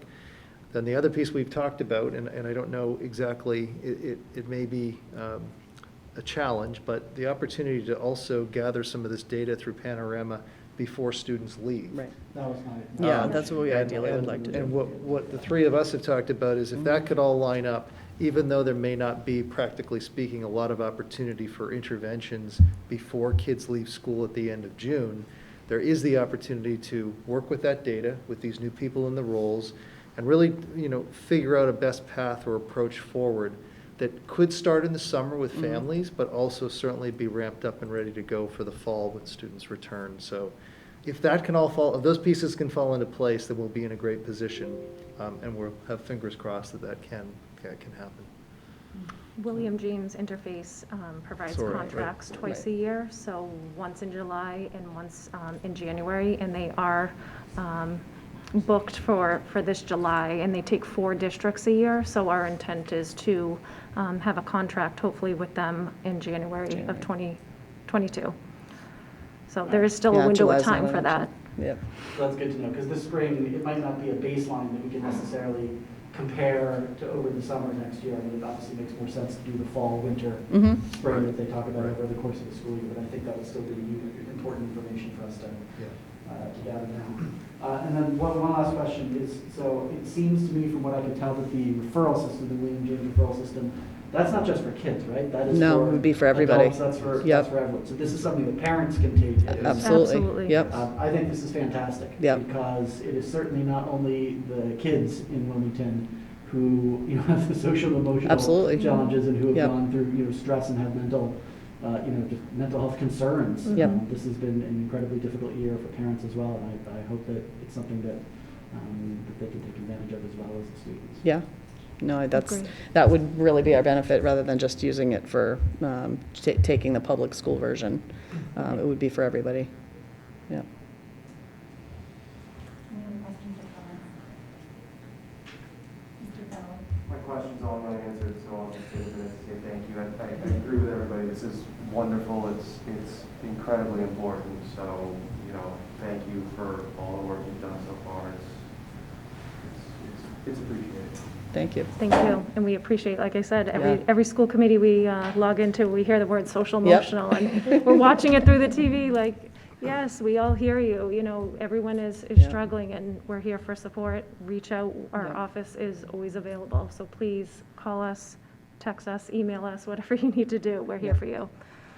And I would just say, we recognize that once these pieces fall into place, especially the William James and the opportunity for families to connect with these staff, we'll have to be very, very mindful about how we make that information available and socialize it in a number of different ways to make sure that our community members are aware of these resources, what they are, how they can access that. So we recognize that there's a lot of this still to fall into place, but we're excited about this as a good direction to go. And so thank you. Thank you so much for being here. Thank you. All right, our next item of business is return to full in-person learning survey results and planning update. Dr. Brand and Mrs. Elliott. Thank you. I'll have Miss Elliott, she's going to take us through the first few slides. This slide pack has shared it this evening with school committee members. It's not currently a part of the packet, simply reflective of many adjustments and changes to this point, but we will post it, make it public, and certainly be available for members of the community. So with that, Miss Elliott, if you would. I do. So, just a quick overview of what we'll be talking about in this. Slide deck, so we'll primarily be looking at the survey results that were sent out to families to make a choice about their preference for learning model for their students for the remainder of the school year. And their options were either in-person learning 5 days per week or remote learning. And the presentation will also provide information around updates for the reopening plan, what we've been working on over the last week or 2 weeks in order to prepare for that, review of health and safety protocols, updates around transportation and food service updates as well. So this first slide here that we'll look at is a summary, if you will, and Dr. Brand is not wrong in that we've been making updates to this frequently right up until this evening. But this captures right here grades 1 through 5, K through 5, excuse me, the updates around the number of students who are requesting to move from remote to in-person or from hybrid to remote. So at Boutwell, at the kindergarten, we have 11 students planning to move from remote to in-person.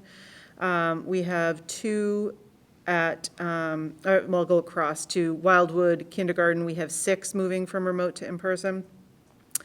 At grade 1, at Shawsheen, we have 2, and we have 5 at Woburn Street. And we do have, there's an asterisk there, we do have 1 student who was currently in a fully remote model, but because of space, even though the child's home school would have been Woburn Street, they were participating at in the Shawsheen remote class, so that child will move back to their home school in person at Woburn Street. Grade 2, we have 6 students moving from remote to in-person at Shawsheen, and Woburn Street has 3. And grade 3 at Shawsheen is 3 students, Woburn Street is 4. At the West, we have 4 students at grade 4. In North, we have 6. In grade 5, we have 4 students, and grade 5 at the North, we have 2 students. At the elementary grades, we did not have any requests to move from in-person to remote. The next slide is looking at the middle school and high school.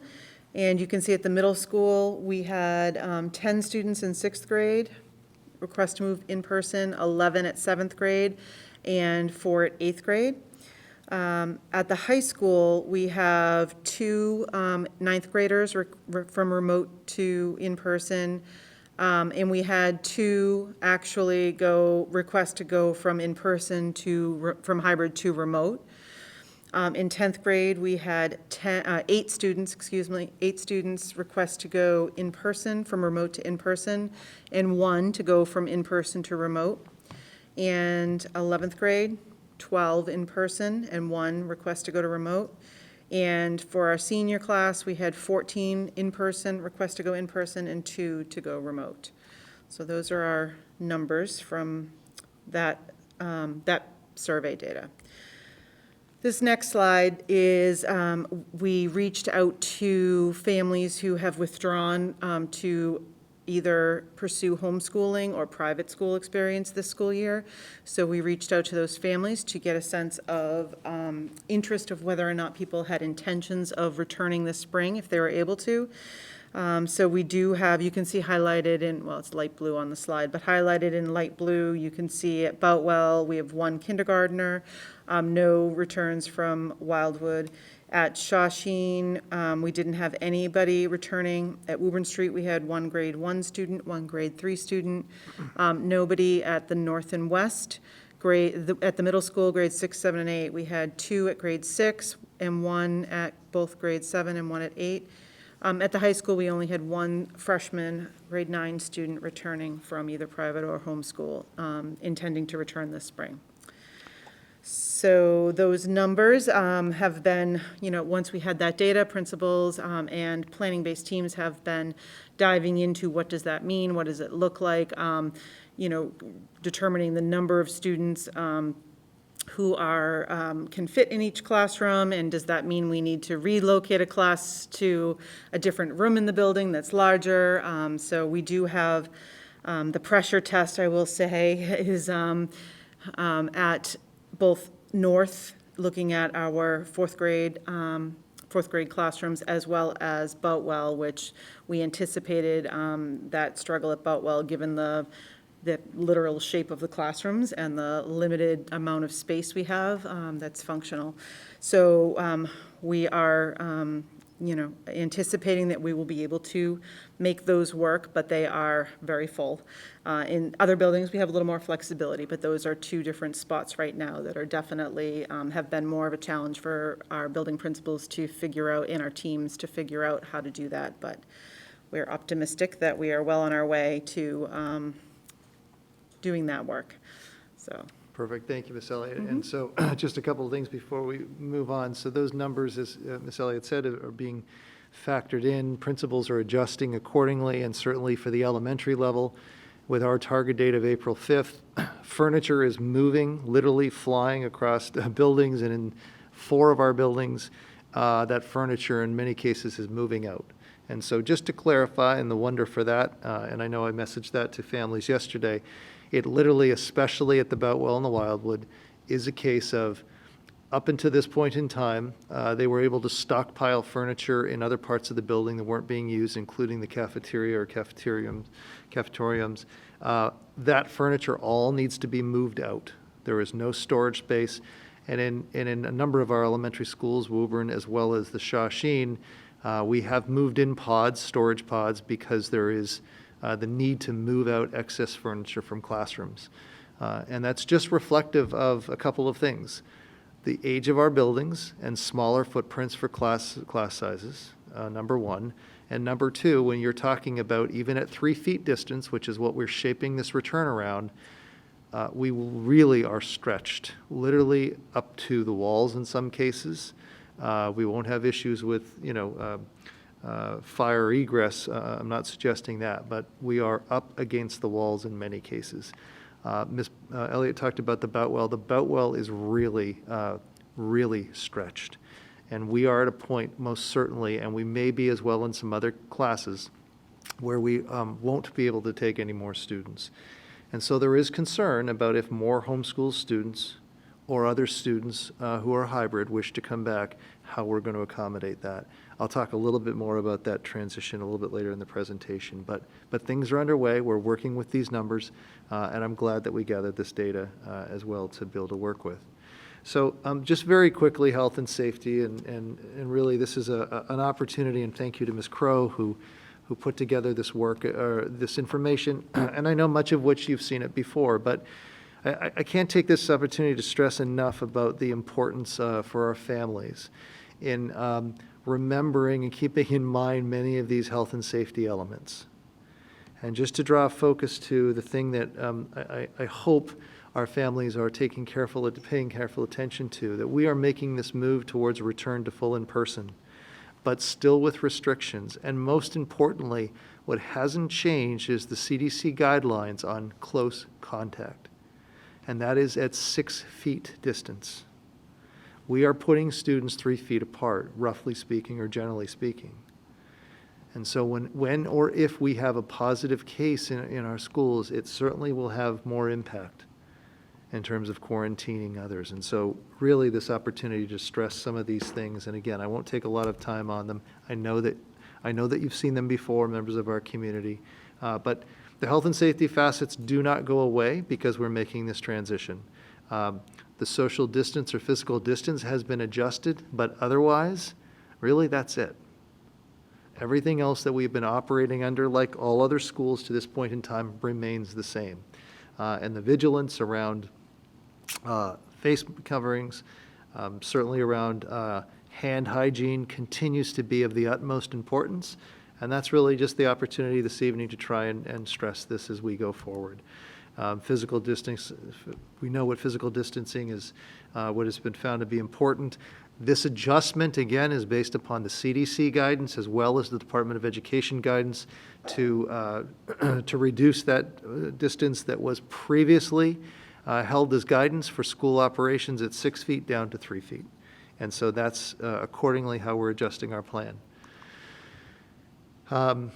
So just on the contact tracing piece. So again, I mentioned this a moment ago, but this has not changed.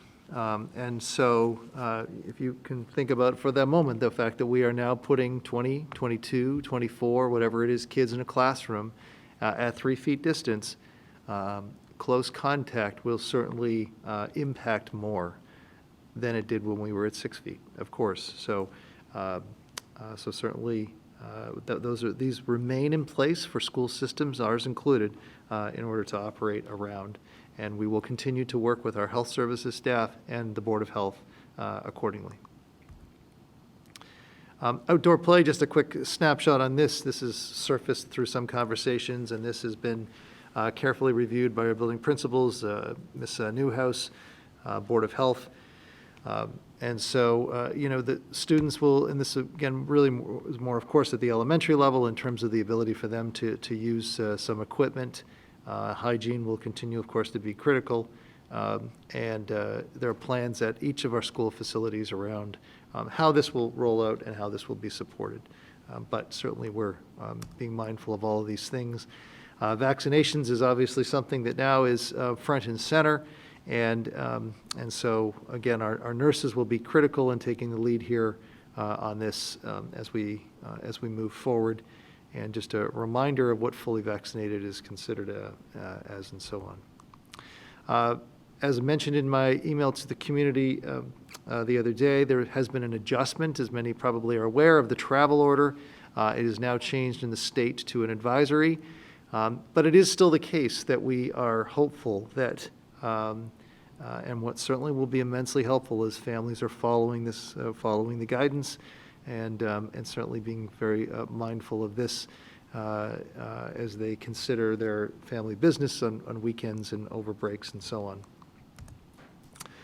This really, we are also straddling the line of realization that we are having some students who are joining in person for the first time this year, and some families, as some make their way back, as you saw in the previous slides. So medication drop-offs and such, this is the normal kind of thing, of course, that would be flowing out flowing in September, but there's certainly an opportunity and a necessity for families who may have their children who are going to be showing up on April 5th for the first time this school year in person to be thinking about medication, making sure that those items are brought to the school so that our school teams have those. Similarly with student information forms, again, just to take this opportunity as a reminder. Transportation and safety protocols, just a couple of key things. The bus protocols we've touched upon previously. They're on the left-hand side of the page. Of course, I think as many are aware right now, we've revised those guidelines according to the Department of Education guidance. And so we are seeing an increase in ridership with families reaching out to transportation and asking for their children to be put back on the bus. There are some important dates, though, just to bring attention to, and they're on the right-hand side of the screen. We are going to continue with the bus pass system in Wilmington that was started this year. Bus passes are going to be provided to new elementary and kindergarten registrants in cohorts A, B, or D on Monday, March the 29th, or Tuesday, March the 30th. And our transportation office will be notifying families of the bus number, stop, and pickup. Bus passes will be provided to middle school and high school students in cohorts A, B, and D who have reached out and registered for transportation on the 12th of April or the 13th of April. And again, parents will be notified by email about the bus information. Students in cohort C looking to ride the bus must schedule a time to pick up their pass, and the contact information is there for the transportation office. Food services, another area of consideration. A lot of information packed on here, but we are struggling with being down with approximately a dozen or so employees in food services. Department of Mary Palin, who's, as we all know, whose team has been working incredibly hard for this past year. But there's an ongoing effort to ensure that we can try and hire, but it is very difficult, having a conversation with Mary today. So there's some struggles there, but we'll continue to do what we need to do to provide appropriate food services for our students and information around breakfast and lunch that will continue. We do have to be, though, more mindful of the fact that we are going to have many more students who are not going to be eating in the cafeteria out of necessity and eating in alternative spaces in schools, and that's a reality that this situation certainly forces us to contend with. A quick glimpse on furniture and equipment. We've talked about this previously. It is the case that we've had to order, and thank you to Paul and Jackie Raffi in his office, who have worked quite tirelessly on getting the information from our principals. I will say that we were expecting the possibility of more furniture to be needed. Fortunately, that's not the case. So I suppose in some respects that's the good news. The not so good news is that all furniture it seems to be on back order. And so as soon as this was triggered by the Department of Education that we were going in this direction, I just want to take this point to say we got on this with our principals as quickly as we could. Please remember, this sort of came out of left field, this adjustment or this change. The reason for there's so many chairs and, more importantly, I guess, similarly desks at those schools is that traditionally in the Boutwell and the Wildwood, they rely upon tables that can accommodate more than one child. And we are talking about, obviously small children. And so they can sit closer together. And at a small table, you could have 2, 3, maybe 4 kids. That can't work. And so hence why the order's in place. We don't have a firm delivery date yet. And it's still possible that these could be a few weeks out, past April 5th. And so we are doing what we can, but it's out of our control. But thank you to the staff and respectively Ms. King and Ms. Walsh, who have come up with an interim plan that will involve lap desks. That's what you see there, and they are as they sound. But I just want to take this opportunity to share that there could be cases, there likely will be cases in which, unfortunately, we're going to have some students that are not going to have a seat for a small period of time. They may have chairs, but they're going to come up with a solution that has students alternating between the two, so it won't be a case of a student be on the floor the whole time. But the only other alternative was to stay remote or to stay in the half day. And we didn't think that that was of interest. We recognize the value of having students in, and so there's some trade-offs, and unfortunately those are one of them. We're hopeful that obviously those desks and chairs will be in as quickly as possible. I mentioned the storage pods. We anticipate, according to Ms. Walsh's conversation today, that she probably will need 4 storage pods by the end of this week as they continue to move furniture out. There are 3 storage pods at the Wildwood, 1 at Woburn and 1 at Shawshene, which I think I mentioned earlier. As we continue to put our sights on elementary, returning on April the 5th, just a note that I've asked our principals to plan or schedule an opportunity for community meetings with their parent guardians or caregivers. And so just a recap of these dates, these are also included in my email out to the community the other day. And you can see the dates that are listed there. Of course, these will be virtual. Some other additional things to know in no particular order, and I know sort of covering a few different topics. Transitional day. I do anticipate very much so that we will need a little bit of time to allow our teachers to make adjustments to their classrooms. And so we are working on finalizing a plan for that transitional time right now, and I would expect to be able to communicate that to community no later than at the end of this week. So I do want to share that.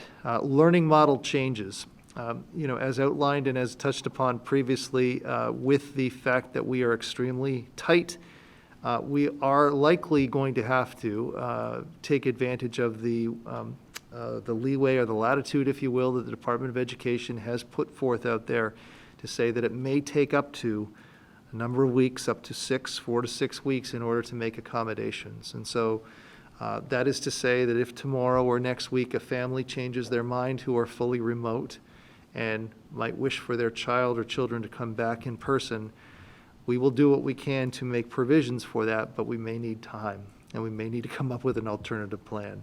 If we don't need that time, we won't take it, but we may, and so I just want to stress that. Buildings will continue to be closed for visitors. I think as most are aware, that's how we've been operating this year. The exception will be for volunteers, and we do have some schools that are pursuing volunteers to come and assist with such things as lunch, assistance with lunch supervision and/or playground supervision. That may not be at all schools. That may be a plan that's fluid in its development, but that'll be the exception. We'll continue to keep our schools closed. The good news, it's sort of a good news, not so good news in this order. This wasn't intentional, but prom and graduation, thank you to Ms. Peters, who with her folks have been working hard. I can tell you both of these have been scheduled. There is a prom location. I can't reveal that yet because that hasn't been shared, but there is a prom location, and so that will go forward. It will look different, obviously. There also is a graduation plan in place, and that will be held here at the high school outdoors.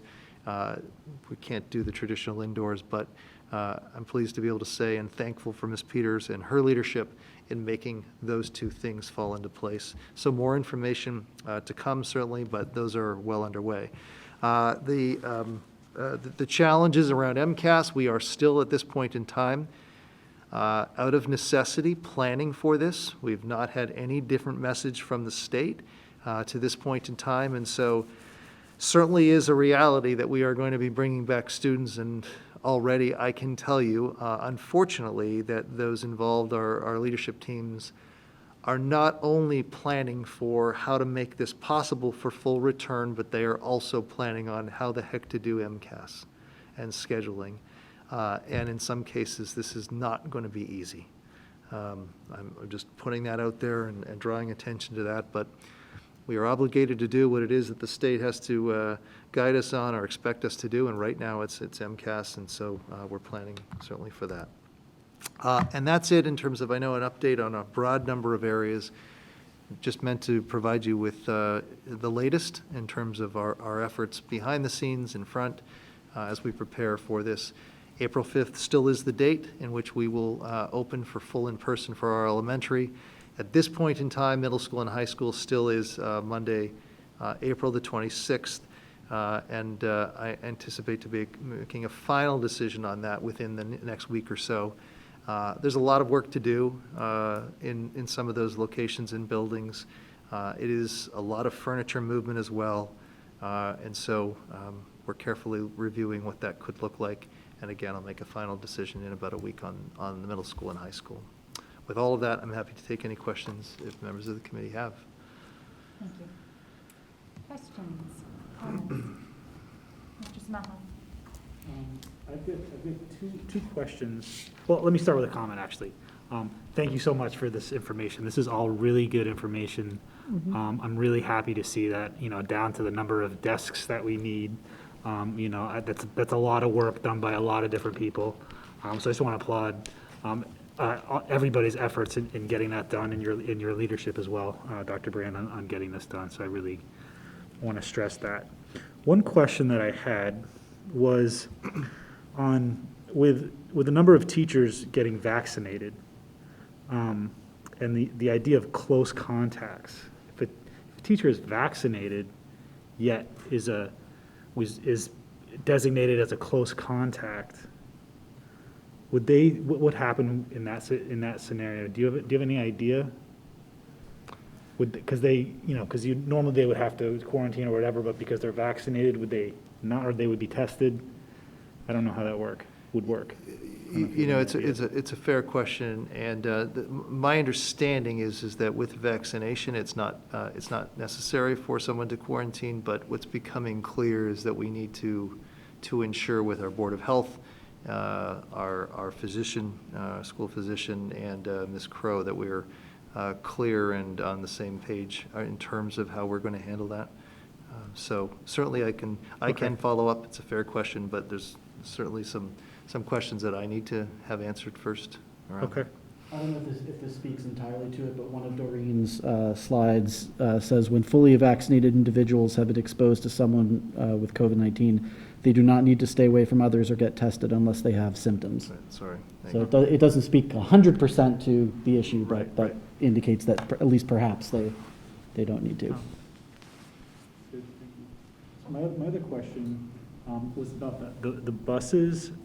And for those changes, is that for students who are switching to, like, so there are students right now in cohorts A, B, and D that take the bus already? Correct. Is that information going to change? Do they need to get No. another bus pass? No. That stays the same? Yes, I'm sorry I wasn't clear. This is, what we have had are some students who have been in those cohorts, but just their families have opted to drive them since the beginning of the year.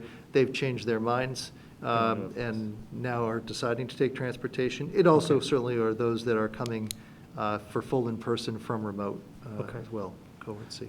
And so I guess, okay, thank you. And I guess a follow-up question to that would be, there's no change to bus routes because all the buses are running and everything will be just the same? It'll just be That's more correct. kids taking them? Yes, that's Okay. correct. All right, thank you. Other questions, comments? Mr. Ragsdale?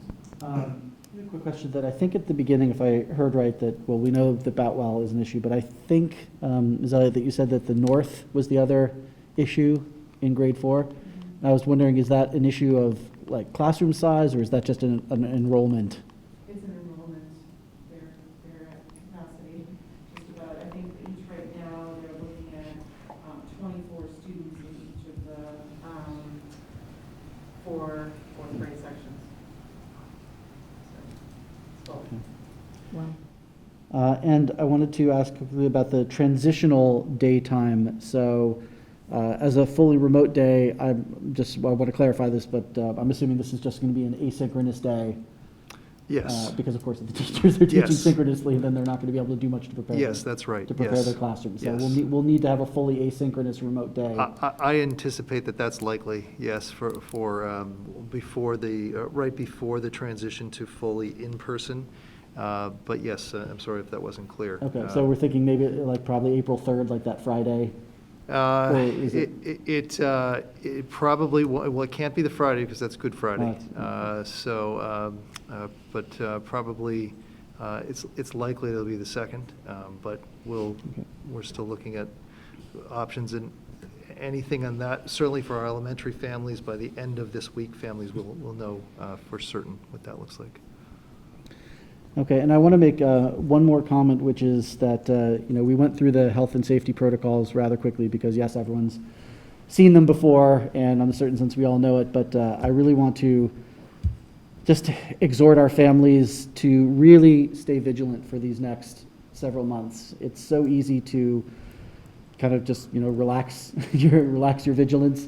And as things get back to normal, as we get kids back in school, and as the state, moves to the stage 4 and we change the travel advisory, all these signals start to say that like things are kind of getting back to normal, and we so want them to be normal that it's just easy to naturally kind of slip a little bit on some of the things that we're doing. And it's so important to keep people in school full time, to keep our teachers safe, to keep our students safe, that we are still really good about distancing as much as possible, and hygiene, and not coming to school if you're sick, and masking, and all the rest of it. It's not the time to relax any of that. That's right. Thank you. Actually, I just have to sort of, on that note, I do have a question about absenteeism and what that's going to look like. This has actually been, I think it's a concern for families when their children are marked absent, and they get just trying to figure out what that's going to look like. So for example, if a student is quarantining, will they be able to, will it look like they were virtually present? Although I assume there will no longer be an opportunity to log in at all, but would there be this place that they could do this, they could sort of do asynchronous work and still be considered in school, especially if they're quarantining for a full 2 weeks, whatever it may be. I just worry that we want to make sure people are following the rules, and if someone does have symptoms that they are obviously, or their close contacts are quarantining, but if they feel like they're going to be penalized and they're going to rack up these absences, I just worry what message that's sending. So we either need to think through what are our policies, what are the rules? And I don't want it to seem like they're being penalized for doing the right thing. Thank you. That's an excellent question. Ms. Elliott, jump in if I miss anything, if you would. But and we will absolutely need to make this clear across the board. It doesn't matter which school or grade level a child is in. There is a distinction with the Department of Education's view right now for a student who is quarantined, can't be in school in person because of a COVID-related matter or issue, if you will. And it still is an expectation that districts provide access to education. And that could be both synchronous or asynchronous instruction. That is different than if a student is ill or away with his or her family. And so we are wrestling with that right now to make sure that we can have a clear and consistent approach for how we're going to handle that. But the Department of Education is quite clear. If a student can't be in because they are a close contact or they're positive, they still need to have access to education. They are very specific that it should be a COVID-related situation that the district has approved and said, yes, you are not able to come into school because you are either in quarantine, you are showing symptoms, you've tested positive, or you've been a close contact. So, working through to have that level of consistency and not, as Dr. Brand said, not have some day this week, so can I log in and do remote learning? That would be your typical absence that we would normally do any other year. Because it is a significant challenge for educators to do simultaneous learning with lots of children. So, if you've selected in-person learning, you attend in person, and if you're sick, it's a sick day, other than those requirements for COVID-related illnesses. Mrs. Burns? So what about children who have chronic medical issues? And what I mean by chronic, as an example, I know that we have students that sometimes, during certain times of the year, they get hospitalized for a week or two.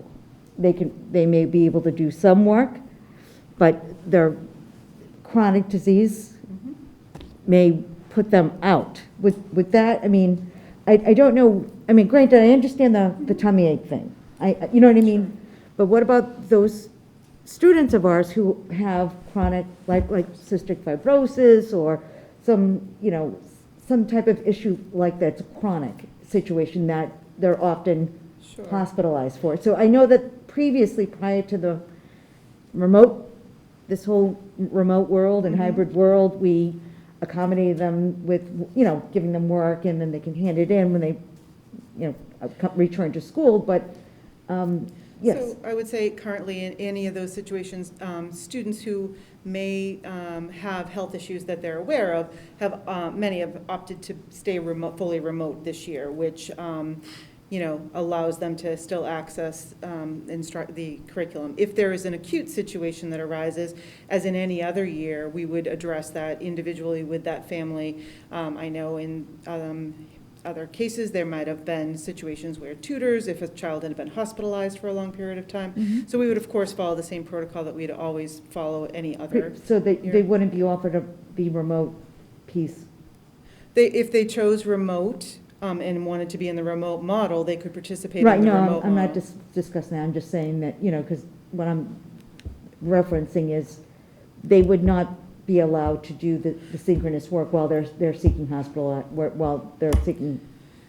treatment or out because of a. Sure. As a general rule of thumb, we are trying to have the level of consistency for educators to be able to plan and prepare for the students that they're serving. And any situation like that would come about, we would look at in a holistic approach to make a decision about what's best for that. Case by case. Okay, just so that it's not Sure. a complete no, I guess is what I'm trying to get at. Thank you so much. Sure. I appreciate that. Any other questions or comments? I just have one quick one. If students are changing teachers or houses or anything's changing in their schedule, how and when will they be notified of those changes? So there are very few of those situations right now, and so If there's any changes that's necessary, that will be conveyed through the school principal and consultation with teachers. Teachers individually are not making those decisions. Any of those decisions would most certainly be coming through the school leadership team, and that will be conveyed to families respectively. But based upon the information that we have right now, I don't believe we have, Ms. Elliott, do you know any I don't know differently? of any there are a couple situations where we're trying to still work through, but I don't know of anything definite that anybody needs to change. I mean, obviously, our remote students coming in will be changing to a new teacher because they are not having their remote teacher K-8. And I believe they've been notified at the elementary level who they're, or in many cases, many families may have already been reached out to about what that placement, the anticipated placement would be. We're working through that. But right now, I don't, we are still working out some details, but we don't believe that we will need to reassign students at this point. We do have potential, we have notification of some move-ins, just people happen to be moving to Wilmington, which adds another layer that, we're like, oh, we forgot you could still move here. Great, welcome, let's find a spot for you. So we're working to make sure we can fit those students as well, and we are happy they are here. So there could be those variables, though, that a student might move in next month, and if they are in the North District in 4th grade, we might say, you know what, you may need to go to West for 4th grade for a month, and then we're going to switch you. So far from ideal, but those are the situations that we'll be dealing with. So, but we do believe right now our students in seat, we will not have to, hopefully, shift anybody around. Okay, that's very helpful. Thank you. Mm-hmm. All right. I think that's good. Thank you very much for that presentation and all that work behind the scenes.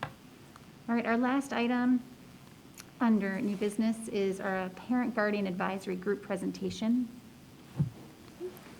Maybe they're here? Okay. It's 3. Yep, so I think we'll do 1 and 2 up there. Does that make sense? Sure.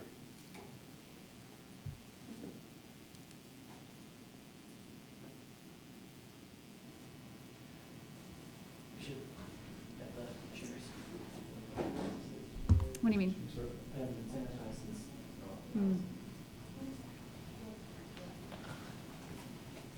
Good evening.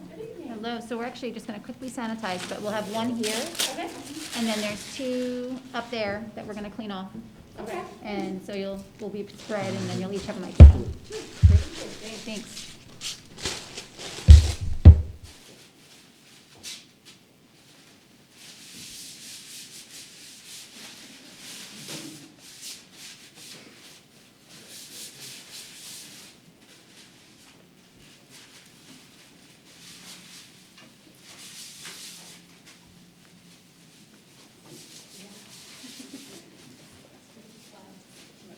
Thank you.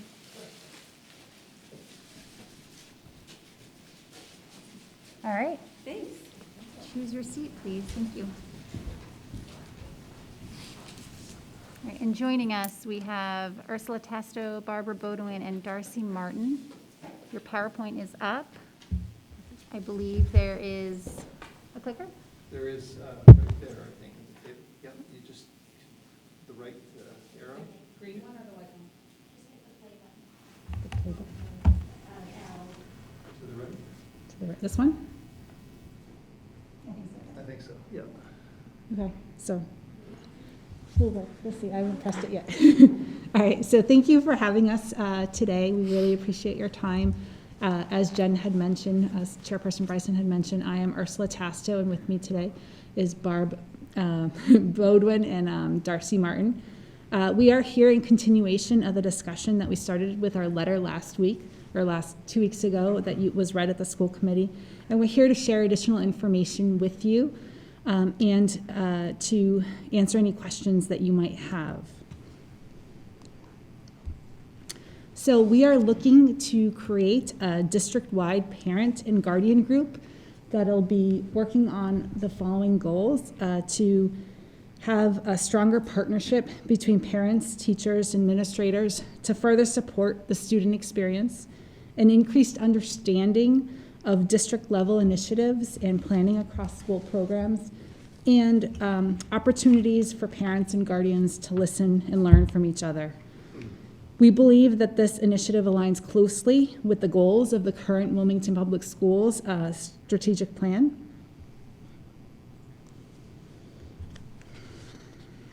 As depicted in the center of this slide, we believe that teachers, administration, school committee members, and families are all working in support of the student experience. There are existing opportunities to engage, typically at the school level, including school advisory councils, PACs, parent volunteers.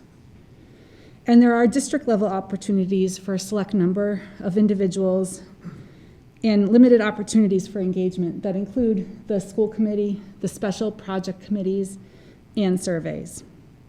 Our proposal is to offer a new parent and guardian group that increases access for families to engage at the district level.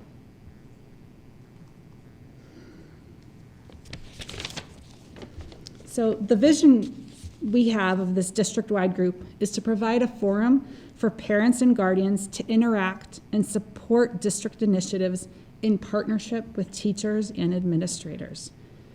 The focus would be on the needs of our students and helping to shape the future direction of our schools. We intentionally envision a district-wide program that would provide visibility of what's coming for our children and would allow us to lend our support and assistance to those children that come after us. Possible areas of engagement are curriculum changes, school scheduling changes, community engagement, facilities planning, extracurricular offerings, and strategic planning. We recognize that the school advisory councils and the PACs play an important role in school-level initiatives. We look to complement these existing groups and others at the school and district levels.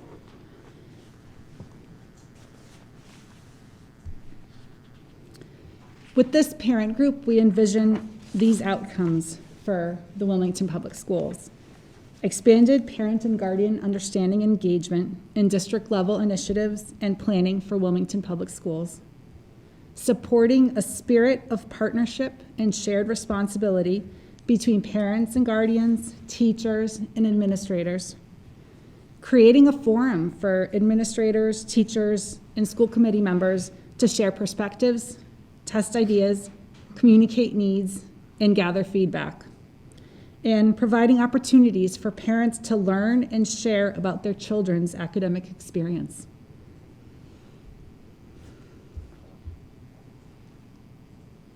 So Thanks, Ursula. I'm going to just review some of the next steps and timeline that we've come up with. So we think that really a key step to defining this new group is to develop a smaller working group initially. So this smaller working group would be able to define the structure, the procedures, the scope, and the roles of the group. And then eventually this group would benefit all families within the community. As part of establishing the working group, we'll also gather feedback from key stakeholders. Like Ursula mentioned, we would include the existing school-based councils, hopefully administration, school committee members, teachers, and sort of gather their feedback and suggestions on how we should shape this group. Additionally, we're seeking your support and help in reaching out to the community to find out parents and guardians that might be interested in helping us. And then finally, we're prepared to report back to the community and to you all as to how the working group is progressing. A little bit more on the working group, just to define it a little bit more. The way that we were thinking is that we would seek perhaps about 15 or 20 volunteers. And really, we're looking for parent volunteers across the district, right? So Ursula talked about that. So across grade levels, schools, and circumstances to really sort of gauge the entire district and make sure that we're getting all of the perspectives. We've already kind of thought about some tentative meeting dates in the spring here, typically on Thursdays, Thursday evenings. And so we're looking for parents and guardians that would be willing to commit to participating in, some upcoming meetings. And then finally, we anticipate and we would like support in distributing a survey and a letter explaining the group in sort of the vision, and try to gauge interest from the community and survey the parents in terms of who might want to be a part of this working group. We've developed an email address so that we encourage anyone, has anyone suggestions or questions, they can reach out via that email address, and that's what we'll use to, communicate with the community going forward. So that's all we had. Well, I think it would be great to have a discussion, or if there's any questions, feel free. Thank you so much. Questions, comments? Mrs. Burns? So I love the enthusiasm. No, without question. I love the enthusiasm because, I stand it takes a village.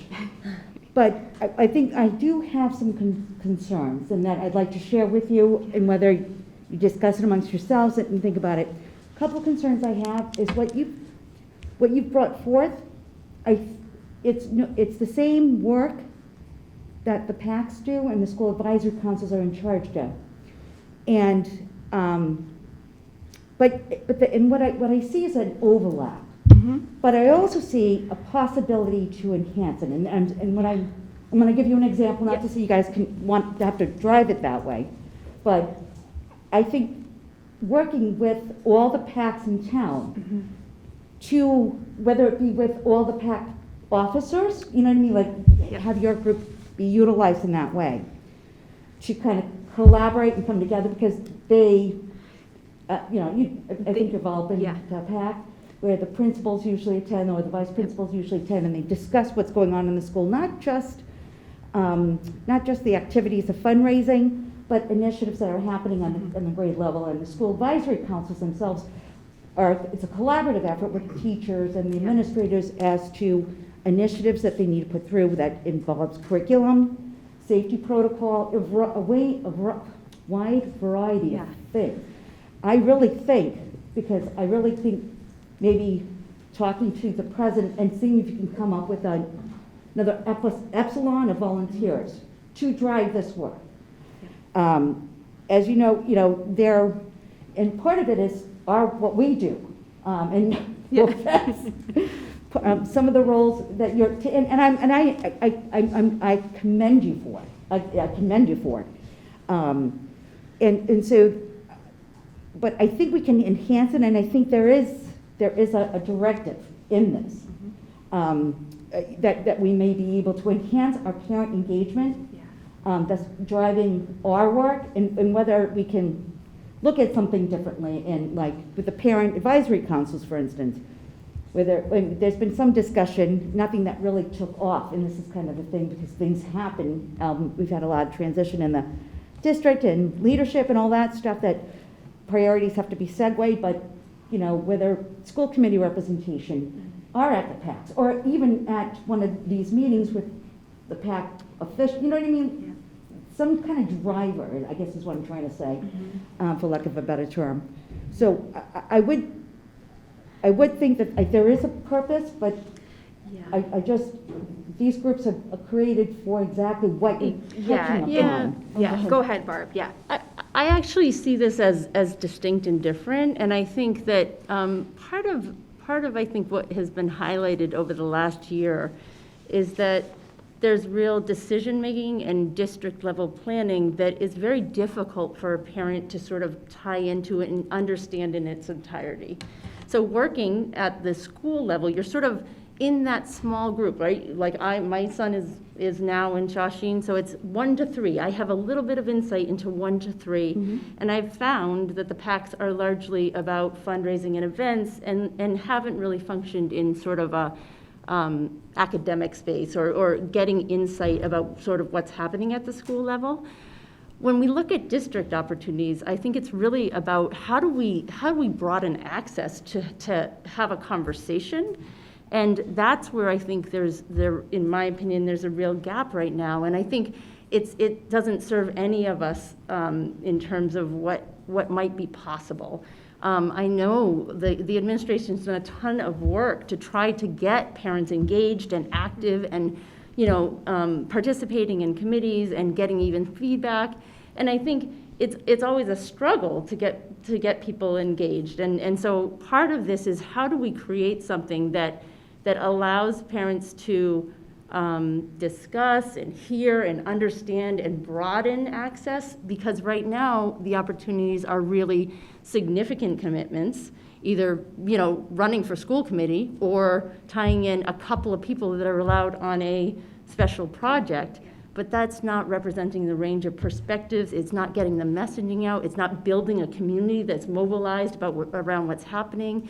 And that's where I see the real excitement and enthusiasm to think about how could a group like this be leveraged, not necessarily to drive its own agenda, but I think to think about how it can partner and be a group that can, test ideas around, like, this is what we're thinking about, like, we need some thoughts and perspectives on this, and get a sense from, hey, what do you guys think? Let's try and activate the community. And right now, that is the only vehicle for that is one directional. It is through a survey that goes out one directional, and there's no opportunity to sort of engage beyond the structure of that information. So I don't know. I see it as separate and distinct and hopeful. But PACs can be utilized in that capacity, and I totally recognize what you're saying. Did you talk within your own PAC? We've and reached they were just out. Not interested?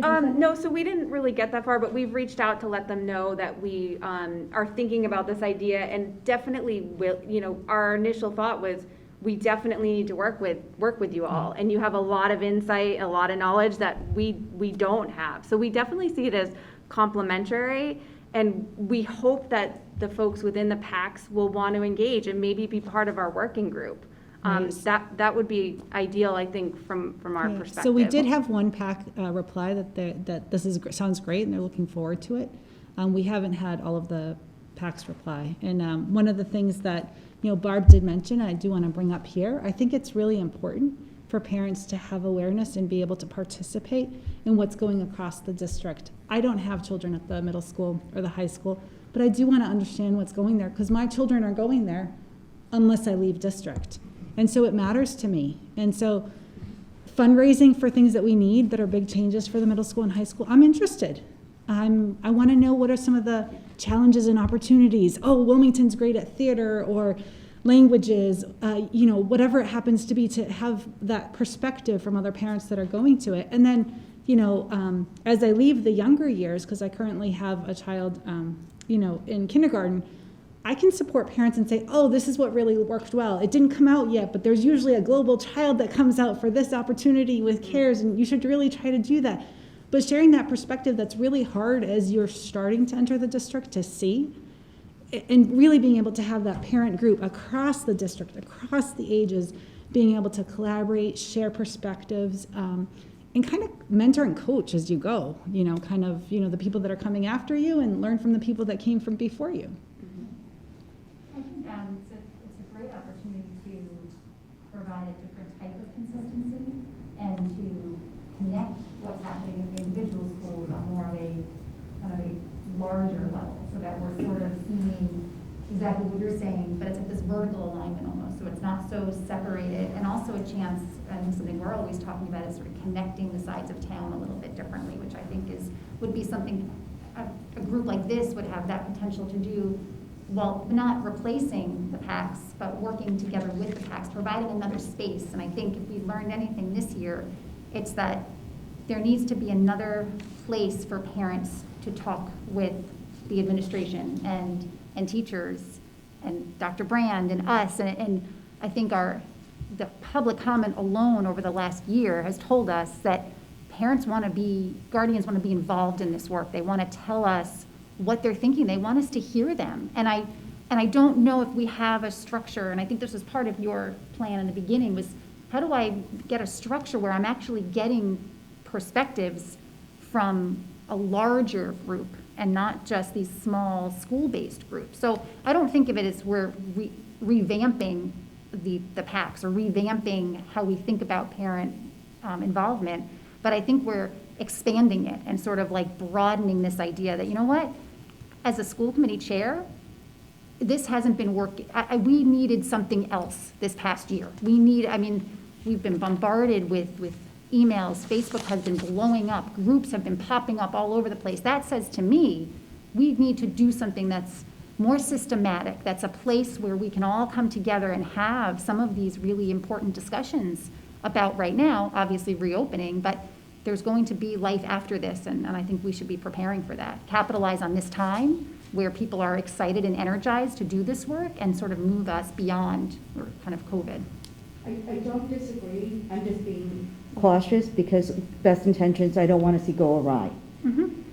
So, and communication is never an issue with me, and reach out is never an issue.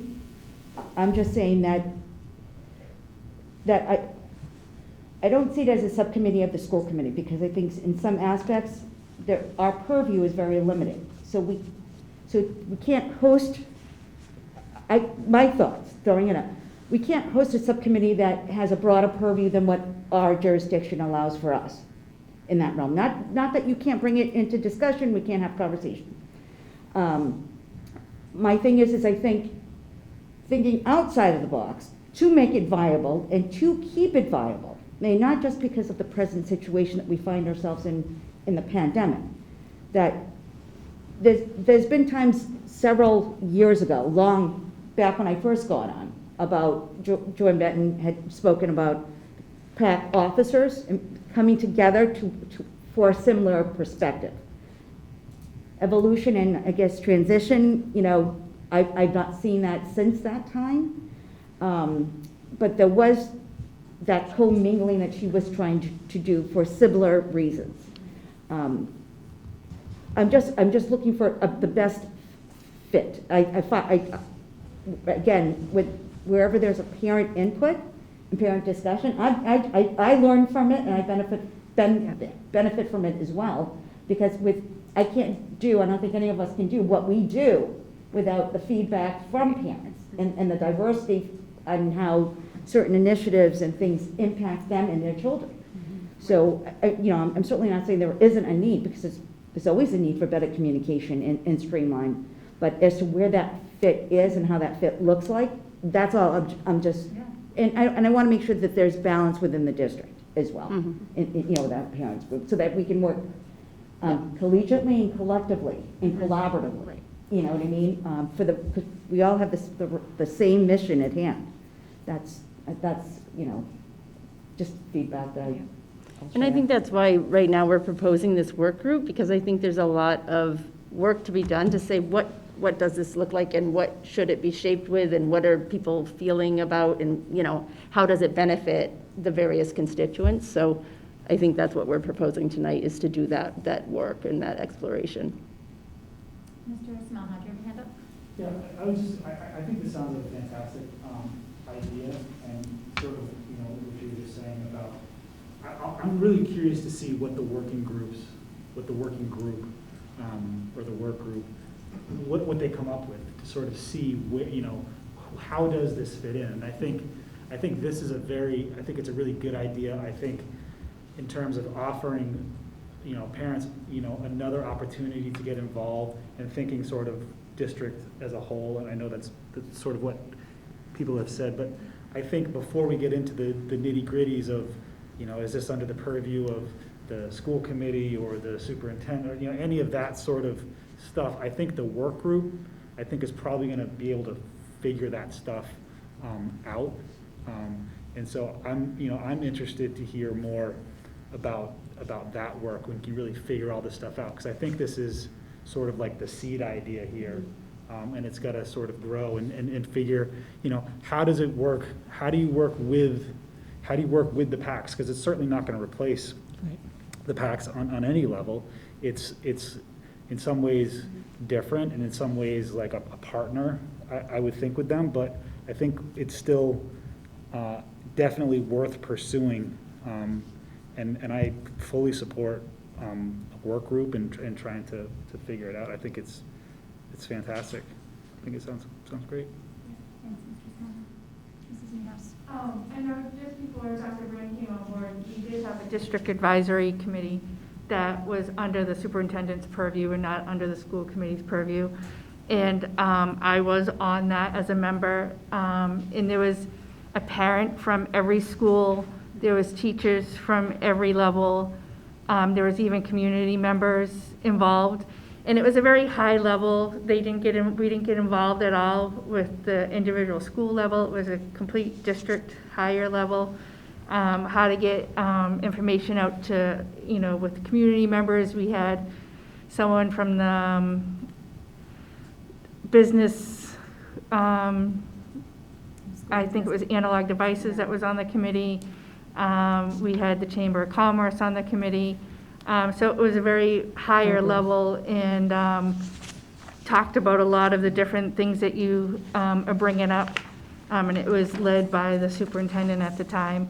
But it was great information. It got information out. I know when I was on it, I would bring it back to the PAC that I was on at that time as well. So, there have been these type of committees in the past. Not so distant past, and it was just another avenue to get the information out and keep everyone involved. Thank you. Questions, comments, Mr. Ragsdale? So I think that there's definitely a place in Wilmington for a group like this, that I think that this scratches an itch that we don't quite have something else that does. But I am concerned about making sure that we have a clear focus for what its structure and purpose is and what its relationship is to other parent opportunities in the district and to the district itself. So I don't want this to be something that steps on the toes of other people who are doing important parent work and giving feedback to the district, because that's certainly I don't think we want to have any kind of hierarchy of who feels like, oh, well, who's on top and who has the ear of the school committee or versus the principal or the superintendent. I think it's really important that we kind of understand that there are different roles for organizations to play, but that there's not some kind of pecking order of who's at the top of the totem pole, because that's certainly not going to create a cohesive parent structure or be helpful to us. And so I think we need to really think about what exactly is the relationship of a group like this to the district. So is it advisory to the school committee? Is it advisory to the superintendent?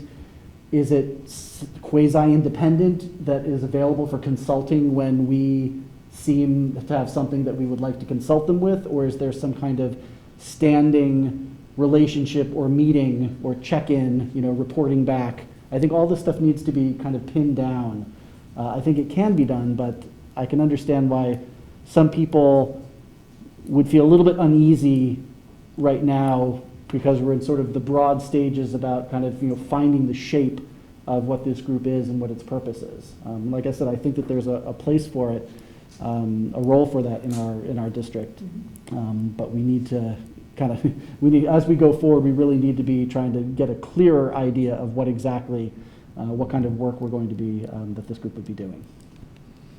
No, I completely agree. I think that brings us to, so we do have this family community engagement subcommittee of the school committee that has been relatively inactive. Jay. That's not true. I try. No, we were doing things, but we were doing things in isolation. So clearly, it wasn't working. So that does exist. Mm-hmm. That is there. That could be a place for this working group to start. I don't think that's a place for it to stay, but that's an existing place. It could start there. That does mean has to be open. We have to do minutes. We have to post it. All of the whatever comes with being a subcommittee of the school committee. And there's the opportunity to do an advisory to you. So I guess we should probably see what you think of all this. And by the way, before we move on. But I think those are our two for tonight, in a working group, we're not saying this is going to be the future design, but to sort of start thinking this through and collecting the data, those, I think, are our two options. Sorry, I saw Mr. Fennelly and then Mrs. Burns.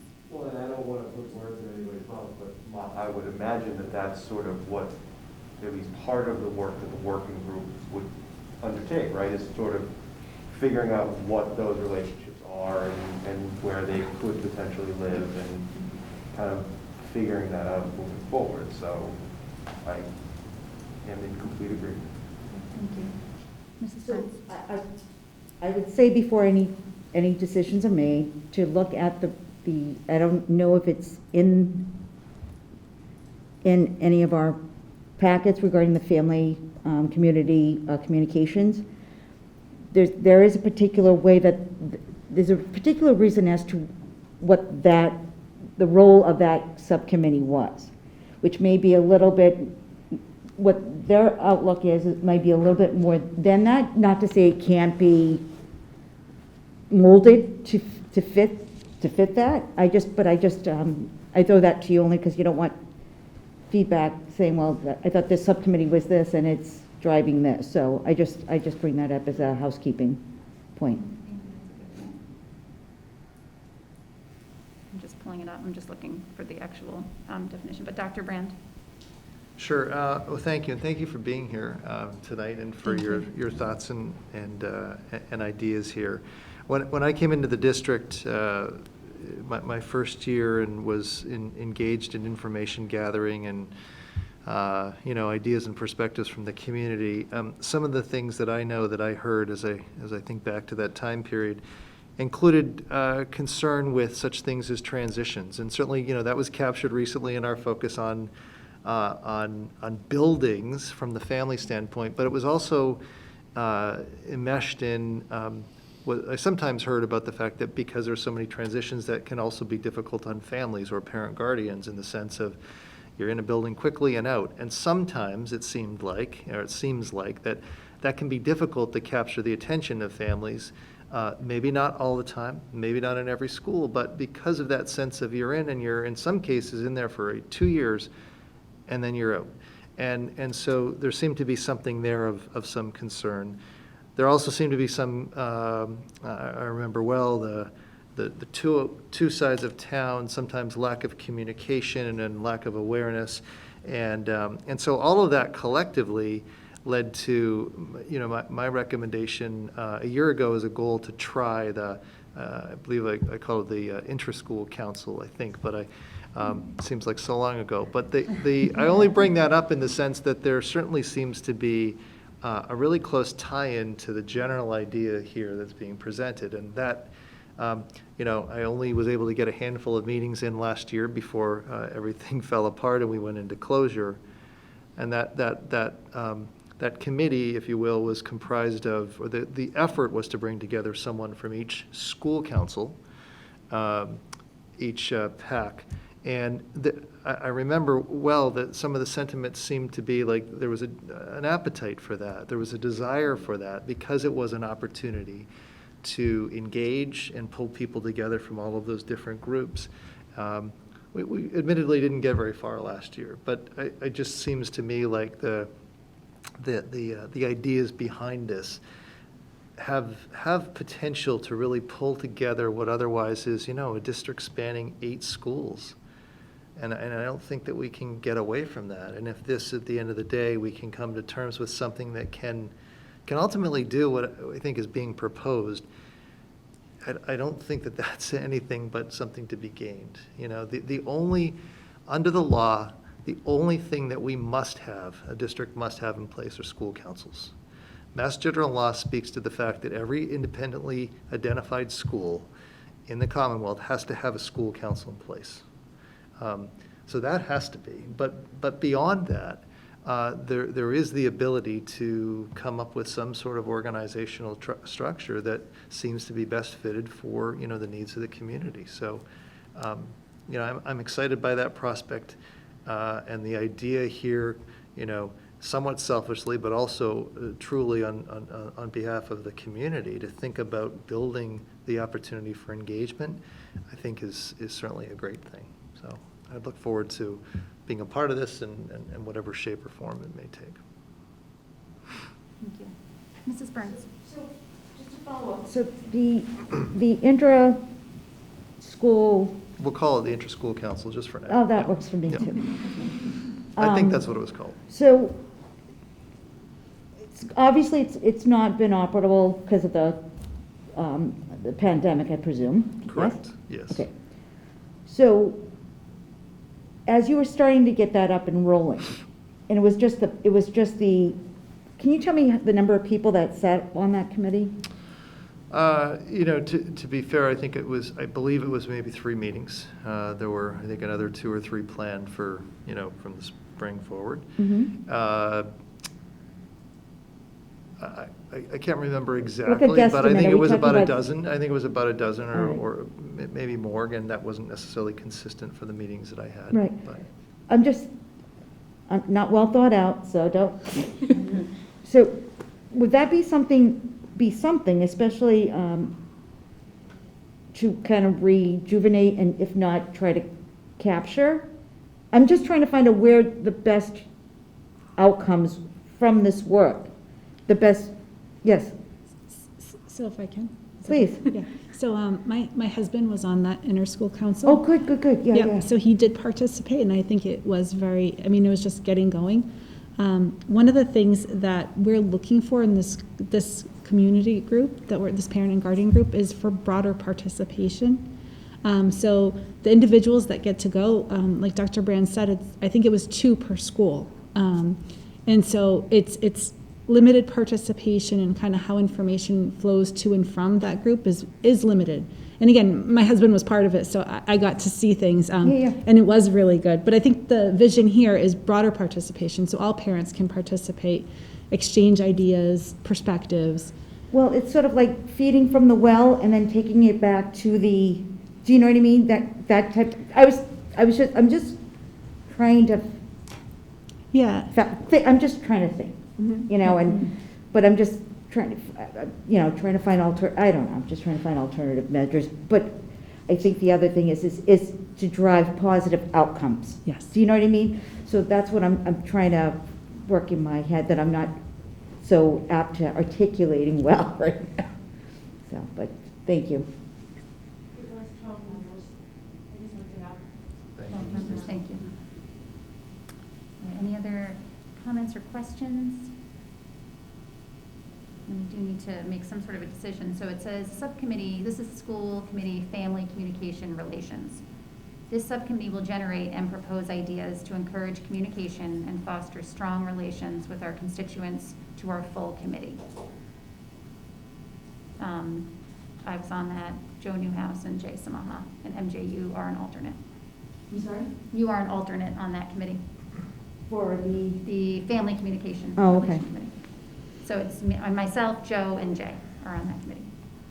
So do we start there, or do we think of this as an advisory to you, which I think gives us more flexibility? If they're advisory to the school committee, then they follow their open meeting law, and there's a whole bunch of things that come from that.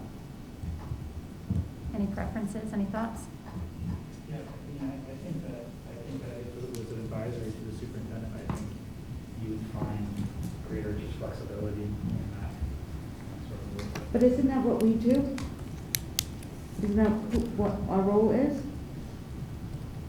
To advise. Yeah. So our role is school committee? So like, we have discussion, we have certain purviews, but we have discussions to help guide. And so that's, that's what I'm just trying to separate. If you know what I'm trying, if I'm articulating it correctly. We don't make the decisions, but we have discussion which help guide the superintendent in his decisions. So I'm just trying to, again, it goes back to what you said, Dave, with regards to, just want to make sure the clear focus of what they'd like to do. Well, do you know what I mean? To work within the parameters of how the structure that we have to remain in. Do you know what I mean? I'm not trying to, I'm not trying to play devil's advocate, I'm just trying to make sure, this is a new venture. So whether we start in that family communication subgroup and see how that rolls, and you can always expand it, you know what I mean?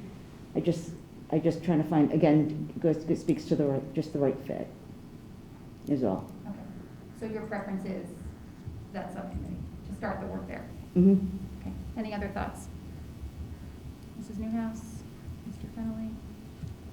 I think just for procedure, I'm inclined to agree with Jay and David, just because if we sort of attach it, for lack of a better word, to the school committee, there's open meeting laws, and if it becomes an advisory group to the superintendent, we can avoid a lot of that. So that would be my preference. Okay.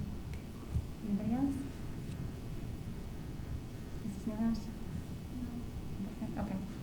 And Dr. Brown?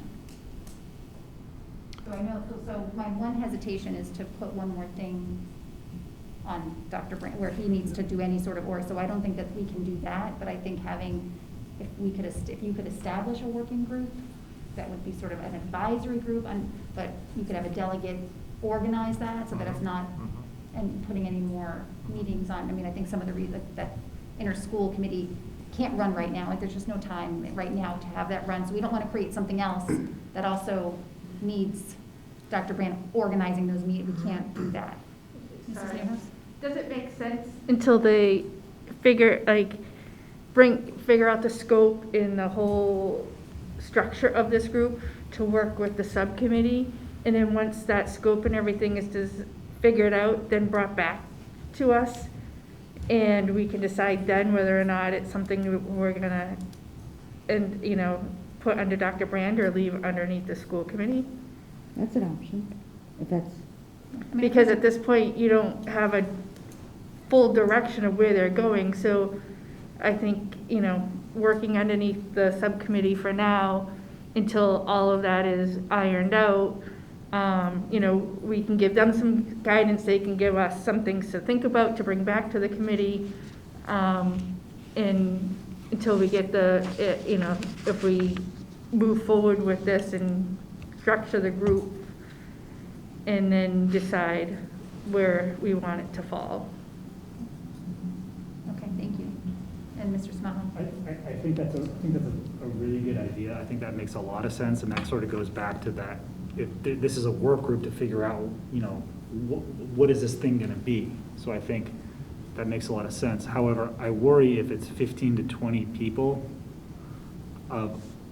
in this work group, according to that slide, like how we could do that. And I mean, that would be really hard. It would be a public meeting, so you can't be limited. Do you know, either way, well, the only one who could limit it would be Dr. Brand, because if it's a subgroup, a subcommittee, it's an open public meeting for public comment. So you wouldn't be able to limit that. But from what I understand, though, it's almost in the same direction as to what you want, that collaboration across the communities, across the schools, with parents, and I just share that, Okay, so maybe it does make sense to start in the subcommittee. Are we in agreement? Mr. Axtell? I think that there's some good points to that, but while it's under subcommittee, that means that all of its meetings would have to be posted 48 hours in advance, minutes taken, that would fall under, while it's still there, it would fall under all the things we do for all of our subcommittee meetings. Yep, understood. Thank you. And if that was an agreement, I would change the email address we can, perhaps there's an email address for that subcommittee that we can create. Okay. Just for feedback, for communication, for pushing out stuff. All right, so maybe we hold up on pushing anything out until the subcommittee meets. Right, I think that would be a great place to start. Okay, all right. Mr. I don't want Fenley. to keep going around in circles, and I apologize. Can I ask a stupid question? Do we need to decide where it lives right now? Like, could the alternative be we as a committee, and I don't assume to speak for everybody, but we support the work you guys are doing, it's great. let's see what the working group comes up with and make a decision then? Or do we need do we have to have a place for this to live right now? I think what we're saying, and this is, and maybe hopefully I'm not misunderstanding, but I think that is, the subcommittee is going to do some of that work and then bring that back to the full committee to decide where it's going to live. So we're not deciding where it's going to live now. We're going to temporarily put it under the Family engagement. the whatever that's called, whatever that subcommittee is that I'm on. Yeah, so that family outreach subcommittee, it'll live there for now until we find out the real scope of what it's going to actually be. Excuse me.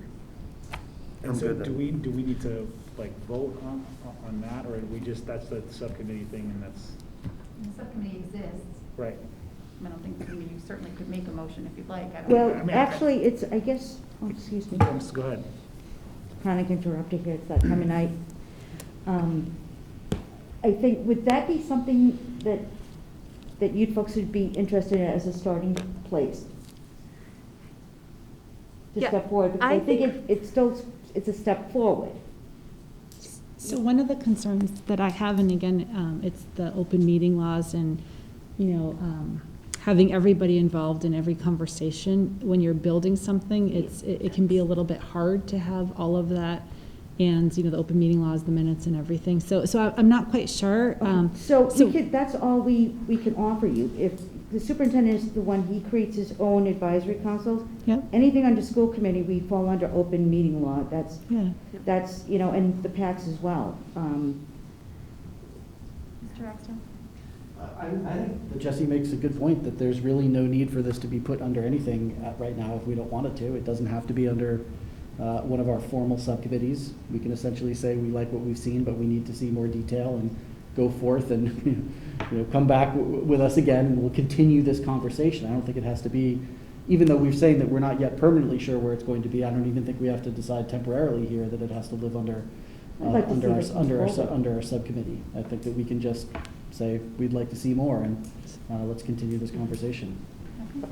And Dr. Brown, I'm just going to go back to you on that, and then would that be totally fine? Sure, it would be, I mean, certainly there's this intersection with you as a committee to a degree in terms of, what, where this ultimately falls out. I mean, I think that approach is fine. I was also thinking that under the subcommittee, even though that is governed by the open meeting law, it certainly would be an opportunity for the development of these ideas to be, accessible and others to weigh in on that. So that might be unwieldy to manage, perhaps on one hand. On the other hand, it certainly would be an opportunity for that forum. But I also want to point out that there's nothing that prevents, obviously not for, but there's nothing that prevents school committee members from still being involved in this work or being part of these meetings. I guess, just being part of the CPAC, I don't see it being a whole lot different than that meeting. You have a board that runs it, has an agenda, it's open to anybody to attend, and you have the whole slew of people. So I don't see the open meeting law being a big issue. Mr. Smana? I mean, could the working group do their work in the, in however they do it, and then just report back to, say, to the subcommittee? And that would be the open meeting that we would have on it. I think that probably makes the most sense, so that all of the work that's happening doesn't have to be done in, in a big open meeting. But if they could just present that maybe to that subcommittee rather than the full committee, and then we can sort of advise them along the way. So maybe they meet with us every so often with what they've learned, and we could give them some feedback and some direction on it, and then at the end of this working group cycle, maybe they come back to the full committee, or somehow the subcommittee, presents it, or something along those lines. I think that might make the most sense. That sounds good to me, actually. We in agreement? Okay. We're not in agreement. Can we be, I'm confused. So they're gonna have a working group. They're gonna report to the Family Community Engagement Subcommittee. That subcommittee will then report out to this full committee. So Jay and Joe and I will post that meeting. Yeah. We'll be working with them, and so then when they know there's something they'd like to come to that subcommittee with, we'll post it, it'll be an open meeting, et cetera. We'll then report back to the school committee. Okay. Sounds like I think a good start.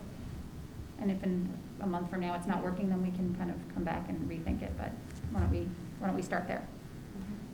Does that sound good? Sounds very good. Thank you. All right, thank you for being here. Sorry, it was such a late night. I apologize. Good to see you all too. Thank you. Thank you for your time. Your work. Good night, thank you. Appreciate it. I hope you're almost done. Good night, thank you. All right. Item 9, other reports, subcommittee reports. So I have one, Jesse and I, well, I think Jesse's still in the process, but I reached out to Senator Tarr's office by email with regards to 2 bills, one of which is the HD 1448, which is an act to cancel the administration of the MCAS for the 2020-2021 school year. Encouraging Senator Tarr to support this bill, which is at the legislature, I believe, as well as to encourage him to further engage Secretary Miguel Cardona to extend the federal exemption from state testing in 2021.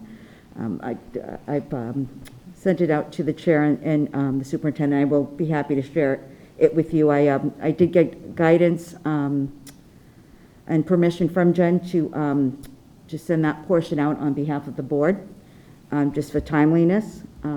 But as an individual, I also in my email addressed asked Senator Tarr to support the GAP special education funding bill, which was before the legislature last year, before the state closed down due to the pandemic. It was, I believe, in discussions, thus never voted upon. What this bill addresses is how to more accurately calculate for special education students when determining the foundation budget for our district. Although there was a slight increase to this calculation, which was helpful, it's still significantly below what DESE has acknowledged the state average to be of 18.7% of students with disabilities.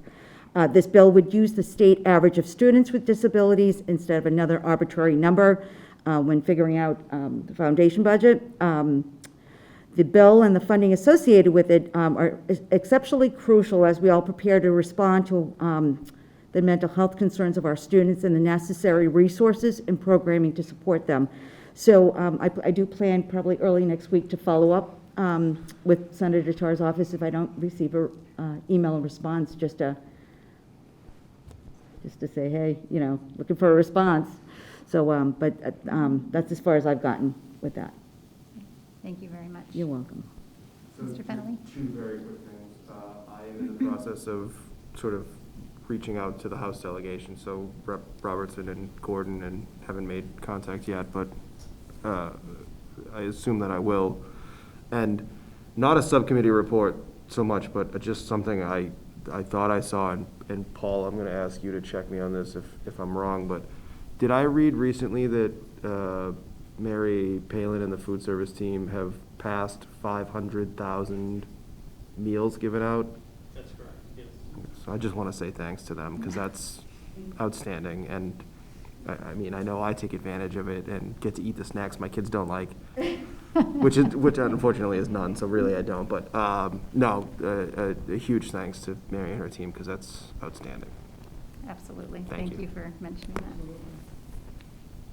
Mr. Rexdale. And I just want to add very quickly that the bill that MJ and Jesse reached out to support with our legislative delegation is very simple and just basically says that the commissioner is directed to request a federal waiver, and if that's granted, then MCAS testing is canceled. And it is completely consistent with the MASC resolution that this committee supported earlier in the school year. Thank you, Mr. Ragsdale. Any other subcommittee reports? No, I don't have a subcommittee report, but maybe a potential for a subcommittee. As you know, Dr. Brand's contract runs through the end of June. And as we prepare for this negotiation, we'd like to see if there's any interest in developing a subcommittee. Or I'm happy, or David and I are happy to work with Glenn and Andrea Stern Armstrong over the course of the next couple of weeks on that. But I wanted to put it out there to see if anyone had interest in that and would like to create a subcommittee for that contract negotiation. If you would be, and if you and Dave would like to be on that team, then I think that's how it would be driven, because it's usually done by subcommittee. Perfect. And then would someone like to join? So that would give you a third. We could have one more person if someone's interested. Mrs. Burns? Sure. Great. All right. Easy. Item 10, correspondence. Yes, I have one this evening. Hello, we are writing to you to address an email we received late last night about a proposal going before the school committee this evening about establishing a district-wide parent group. It's concerning to us. We received information from those making this proposal at 9:53 p.m. Tuesday night, well after the public comment period was closed for tonight's meeting. It was not obvious to us that parent guardian advisory group presentation under new business tonight was something that would impact individual PACs throughout the town. And now that we know this, we feel it's imperative you know our concerns. Unfortunately, this was the first time we heard of this proposal, and as the Shawshene West PAC president and vice president, we would have liked to have the opportunity to understand such a proposal before it's made public looking for school committee approval. We feel very caught off guard by the timing of the email to the PACs last night, as well as the fact we missed the public comment period. We also noticed this group used a WPS name in their email address, so we, as well as other PACs in town, were additionally caught off guard, thinking it was messaging from the Wilmington Public Schools. Please note, had we known that this proposal was being presented tonight, we would have reached out to school committee with comment by the public comment deadline, but since we just heard about it, that is why this correspondence is coming in late. Serving as board members for various PACs over the past 9 years, we don't think this advisory group they are proposing is a good idea. In our opinion, the issues they are saying their group would address, strategic district planning, curriculum, after-school enrichment, future school building projects, community engagement, are issues that belong to the school committee and its subcommittees, as well as each school's PAC.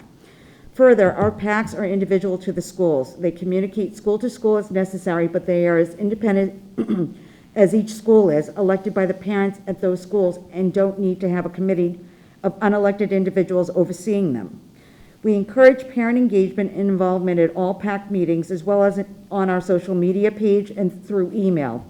We love to have parents involved and think more parent involvement on the individual PAC level would be much more beneficial than creating a group to essentially do what's already being done throughout the district. We already have the Wilmington Education Foundation, which provides support at the district level. We also have many subcommittees Dr. Brand has put in place to discuss most of these topics already. We have individual parent advisory groups at each school, as well as district special education parent group.